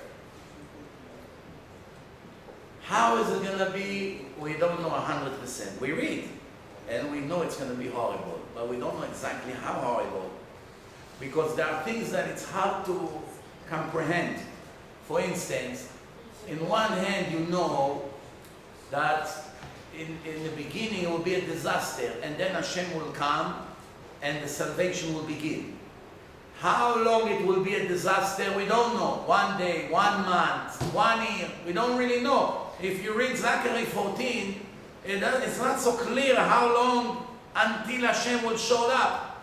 So if it's going to be a Gog and Magog, many people ask, when exactly Mashiach would come?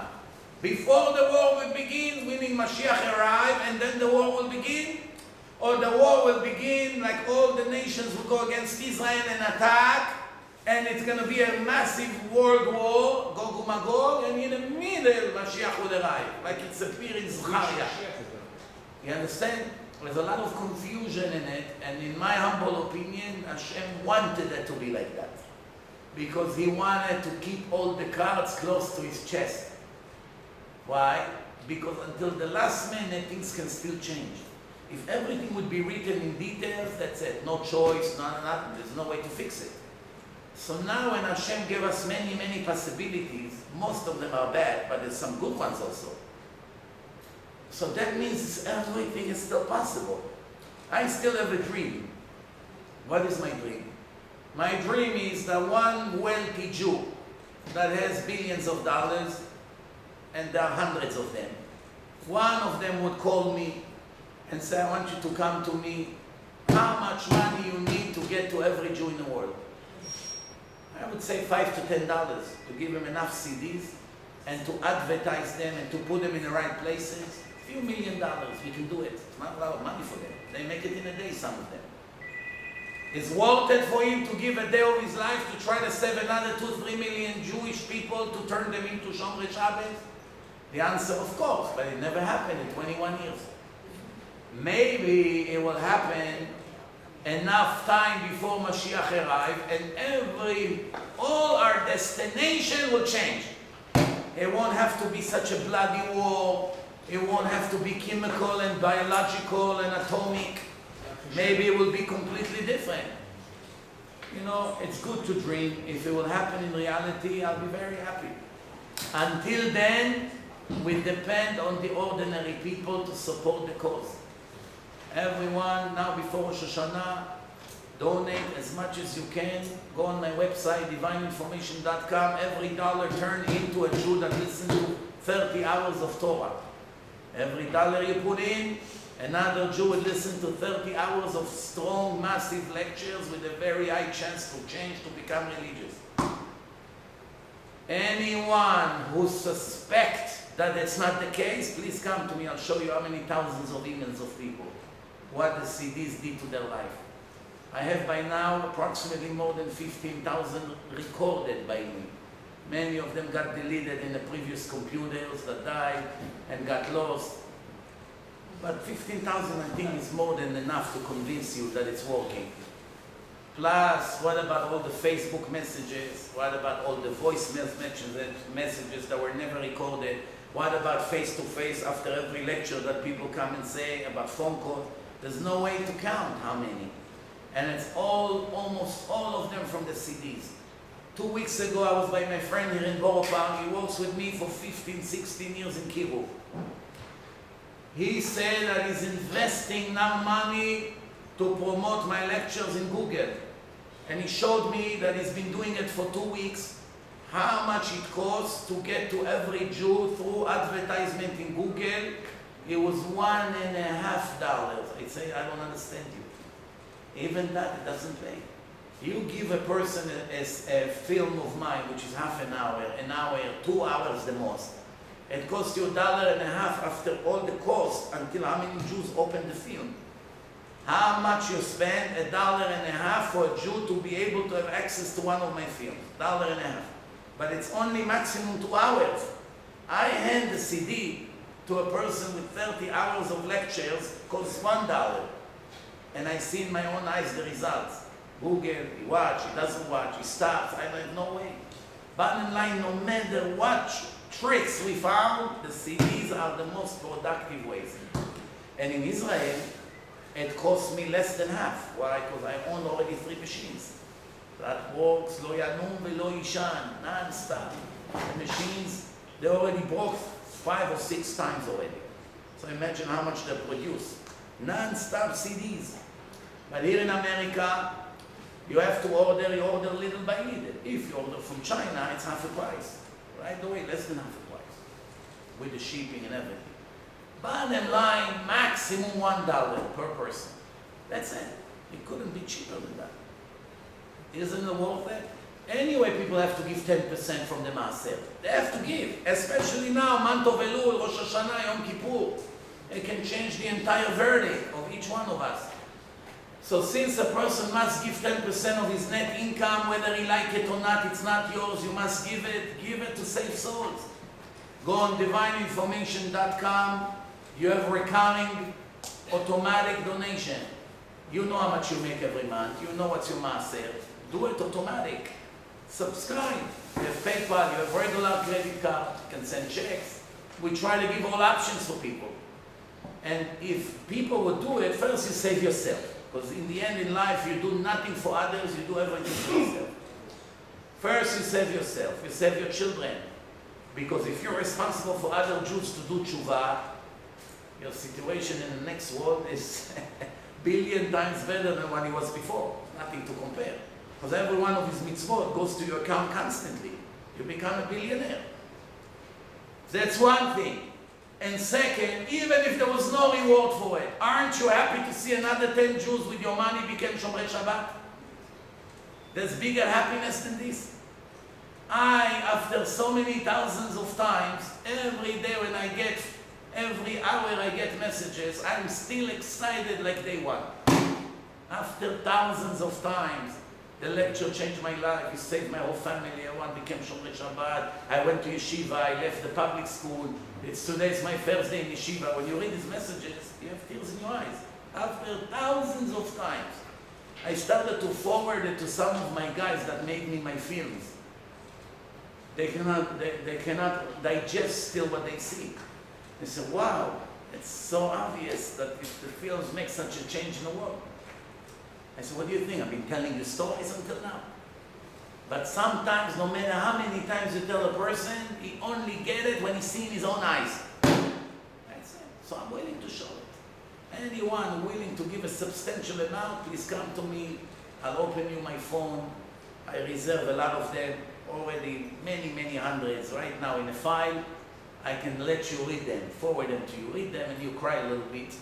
You see how many Jews got saved from donations of people for the CDs, and you run to invest in it. And remember, it's not a donation and you're not doing anybody a favor besides yourself.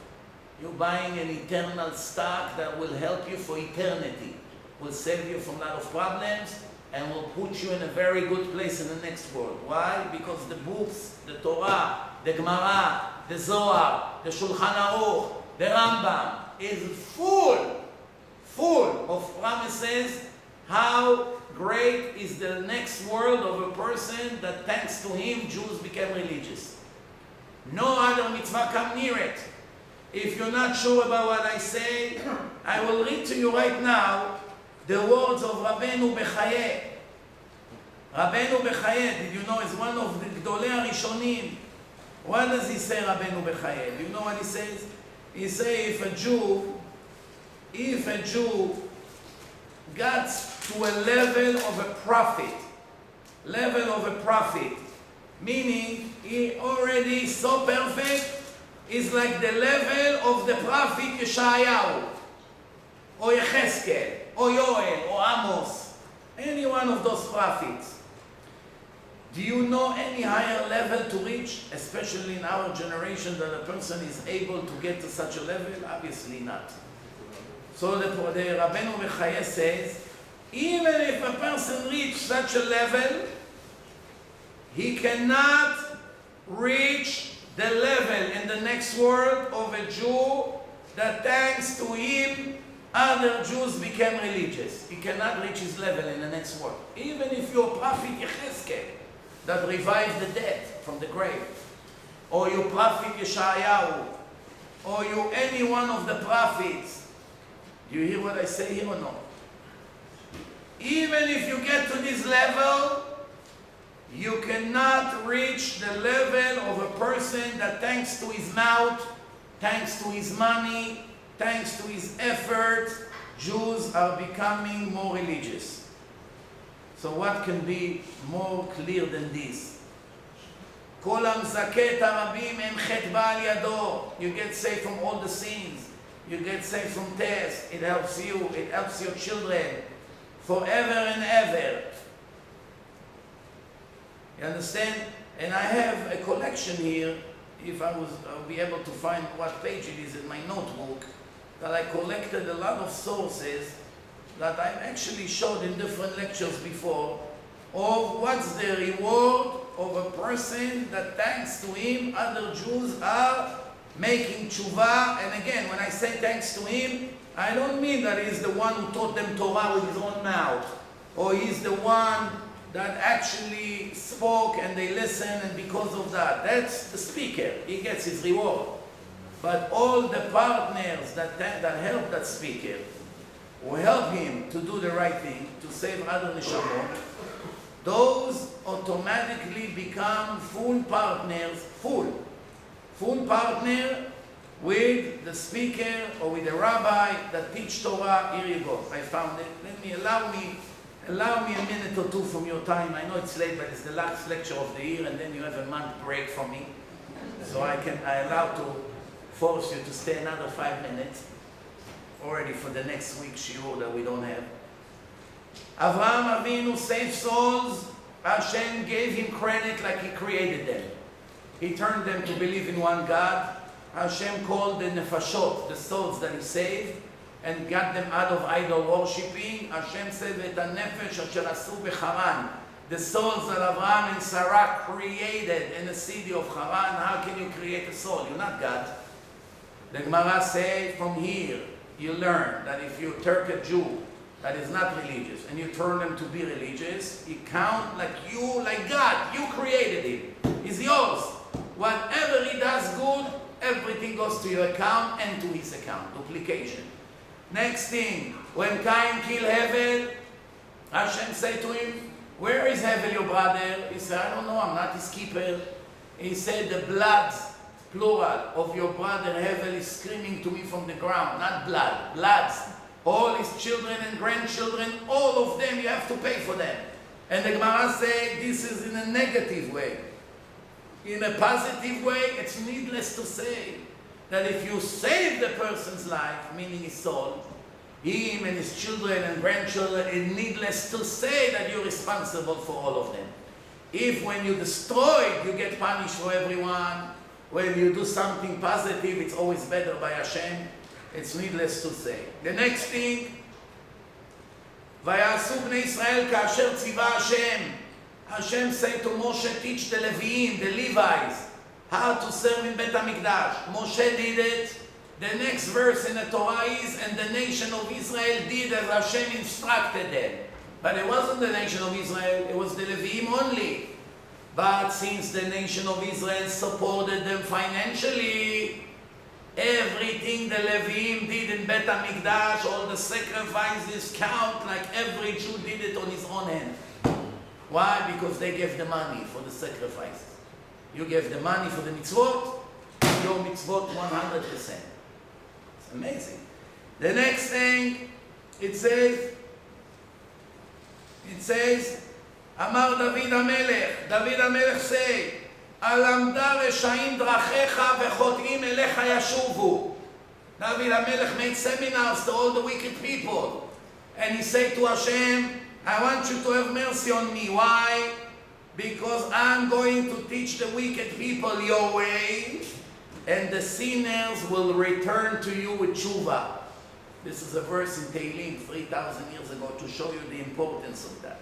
The Gemara says in Masechet Brachot, page 64, Tzadikim, the righteous people, they don't have a rest even in the next world. Everybody's wondering, what do you mean they don't have rest in the next world? They were righteous. They're not in Gehenom. They're not in hell. The answer is, they don't rest in one place. Because every year on Rosh Hashanah, Hashem reopened their file and add more rewards for all the good things that they left in the world. There are students who continue to learn Torah and teach Torah. all the Baalei Tshuva that they made, they make more mitzvot, Hashem collects everything, He gives it to the people, and they go higher and higher in the next world. Prophet Yirmiyahu, it says, גדול העצה ורב העלילה אשר עיניך פקוחות על כל דרכי בני האדם לתת לאיש כדרכיו וכפרי מעלליו. The God that his eyes is always open and sees everything, to give a person according to his ways and the fruits of his actions. Not his action, fruit of his actions. Meaning whatever you did, what would come out of it later on, you will also get rewarded even after you die. And that's the only way to do it, is to make Baalei Tshuva. Because when you die, they continue to do mitzvot. Every Rosh Hashanah, Hashem collects everything and push it into your account in the next world. Then, העוסק בצרכי ציבור כעוסק בתורה. If you serve the public, you do זיכוי הרבים, it counts like you learn Torah. So you don't lose on that also. Next thing, Noah was 600 years old when the flood began. When Noah was 480 years old, he started to give speeches to all the wicked people of his generation. 120 years while he was building the ark, everyone who came to make fun of him, he gave him a speech. 120 years he gave them speeches. What? After the flood, he started to have kids. When he was 500 years old, all the people of his generation, they gave birth until 100 only. And Noah, because he spoke to the people and told them the way of Hashem, which was Zikui Arabim, Hashem made him a miracle. He was able to have children once he was 500 years old. Look at all the people of his generation, up to 100 they gave birth. After that, no one. Even Abraham Avinu, it was a big miracle for him. When he aged 100, he had a kid. And he said, how can I, Sarah said, Adoni Zaken, my master is old, how can we have kids? Right? Next thing, and Mamash, we almost finished, the Rambam says, ולא אמצא עצה ללמד עת שהוכח אלא על ידי שיתאים למעולה אחד ולא יתאים ל10,000 זכלים. If I have to say the truth, that will be good for one Jew and 10,000 fools will be angry. But one will do tshuva. העדיף, הריני מעדיף לאומרו, I would prefer to say it anyway for the one, and I can care less about the 10,000 fools. They can bark until tomorrow. Who cares what they say? All I care about is the one honest person that come to listen to the truth and became religious. The rest I don't care about. This is the words of the Rambam. In the introduction to his book More Nevochim, which is a very complicated book, philosophy, Jewish philosophy. In the introduction he wrote it. And then he says, because it's a rule in our hand. It's a rule in our hand. I will be busy saving the one soul until he reach perfect level, even though as results of that 10,000 would run away from religion. Do you understand what's going on here? Do you understand now the value of making one neshama? 10,000 would run away. I don't want to hear any more religion. But the one became religious, it's already better than 10,000 who ran away. The one that became religious. What happened if you get 10, 20, 100, 5,000? Think about it.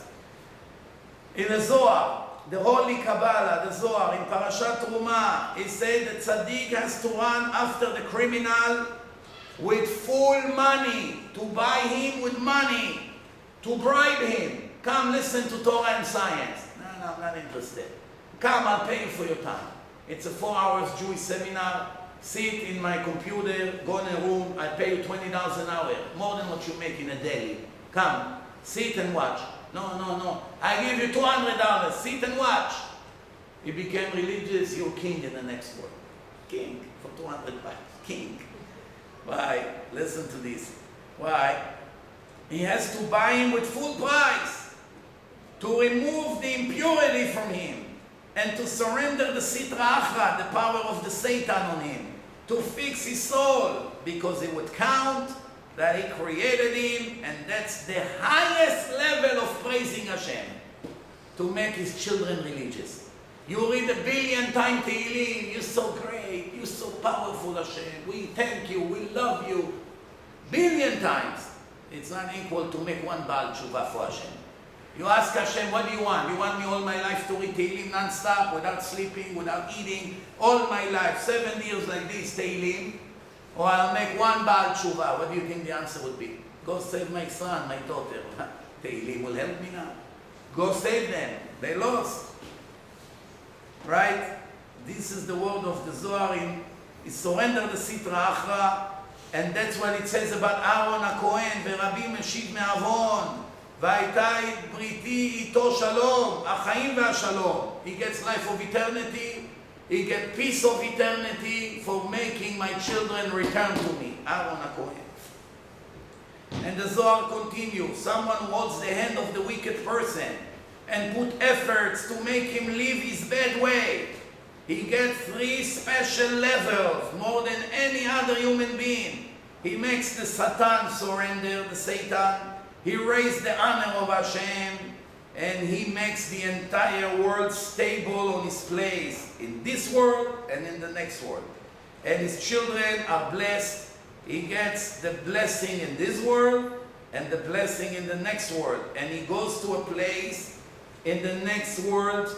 They cannot judge him for his sins. Nobody can tell him, you did this bad, you did why? Because you brought children of Hashem back to him, you dismiss from punishment. ועליו נאמר, גיבור בארץ יהיה זרעו, דור ישרים יבורך, הון ועושה בביתו, צדקתו עומדת לעד, זרח בחושך אור לישרים. These words are very, very holy and bombastic. Why? Nobody got such blessing. In Sefer Chovat HaLevavot, in the book Chovat the legendary book, almost all the speeches and confidence and faith in Hashem come from that book. Rabbeinu Bechaye, 850 years ago. What does it say? It says in Shar Ahavat Hashem, in a chapter of loving Hashem, chapter 6, it says, and וצריך אתה לדעת, you have to know, my brother, that the merit of the believer, even if he got to perfect his soul, you lived in this world, you purify your soul 100%. You're not making sins, you're 100% holy, modest, righteous, everything. In front of Hashem, even if you reach the level of the prophets, with the beautiful behaving of the prophets, and their level in Avodat Hashem, in serving Hashem, and their faithfulness to HaKadosh Baruch Hu, they can still not reach the level of a Jew that show other Jews the way of Hashem and how to become religious, and instruct wicked Jews to enter the path of Hashem. Someone like that, his rewards and merits are constantly multiplied, and after a period of time, it obviously becomes endless. Chazal say, our sages in the Talmud, כל המזכה את הרבים עם חטא בעל ידו. מזכה הרבים, someone who makes the public commit mitzvot. If there is a decree on him that he has to die, he still survive and live. Why? The decree doesn't touch him. Why? Because the public needs him. For the public, he lives. He himself deserves to die. Maybe he made a very big sin. Because his public depend on him, he lives for them. So he automatically have insurance. שמזכה הרבים מדבר לרשע ולא מקבל. What happens if you try to make a wicked person religious and he doesn't accept? You take his share to the world to come, because every Jew has a share, but if he doesn't get it in the end, you get his share. So one way or the other, you win. You can never lose. It's a no-lose situation. Even though Judah that we call Yehudim after him, the son of Yaakov, even though he got a lot when the story of Tamar that he confessed that Tamar, he was with her, he could have let her die, and no one would know about him. But he confessed, and he got a lot of compliments for that. Even though the Gemara says in Masechet Sotah, the Gemara says that because Judah influenced Reuven to admit what he did with the bets with Yaakov, because of that he had the merit that his bones would come into peace for the grave and will sit in the yeshiva shel Mala and he will go to heaven. Why? Because he made Reuven become tzaddik, he got all the reward. What about the Maaseh Tamar? Less. Even though it was a very big embarrassment for him. One last thing, Shlomo HaMelech says, King Solomon, ולמוכיחים מן העם, those who talk to the public to teach them the way of Hashem, they will get the blessing, pleasant. ועליהם תבוא ברכת טוב, and they get all the good blessing. Hashem אמר למשה,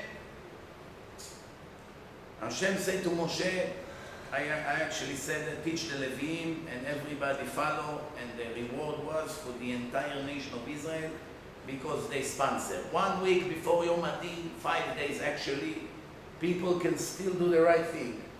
Even if it wasn't Yom Adin, we have an obligation to save Jews. It cannot be that 20 or 30 people in the whole world are fighting against 11 million. It cannot be. 30 people cannot do the job. It's not realistic. There's no time to collect money. There's no time to run and meet rich people in their offices in Manhattan begging them for a check. There's no time. There's no time to do dinners and to do fundraising and to send them gifts and all this nonsense. There's no time for that. Every minute of the day goes to save another neshama and another neshama. And if it's not going to be a teamwork, it's just not going to be. Or it's not going to be enough. So everyone that listens to it, even online when they listen to it tomorrow, this is what I'm asking every one of the Jews that listens to it. Doesn't matter how much you make, even if you can afford $20 a month, or you can afford $100 a month, or $500 a month, it adds up. We take it right away, turns it into CDs, and the CDs right away perform Nu Baalei Tshuva, right away. It's never yes or no. It's always yes. The question is how much. It's now one time failed me. Not time, we put a bunch of CDs and we didn't get responses. I left 10 CDs on a garbage can in Hollywood, Florida in a pizza shop. Not pizza shop, restaurant, barbecue. We had Lag BaOmer party there and I spoke there. Everyone left. I had maybe 10 CDs left. So what am I going to do with that? I saw a garbage can where people throw their food. I put it on a brown garbage bin. A few days later, I got an email from a person from Florida that he listens to the Pat of the Just CD. It changed his entire life and except to become fully religious. So I put on the garbage can $10. I already saved one neshama and his children and grandchildren for eternity. What happened with the other $9? When Mashiach comes, we'll find out.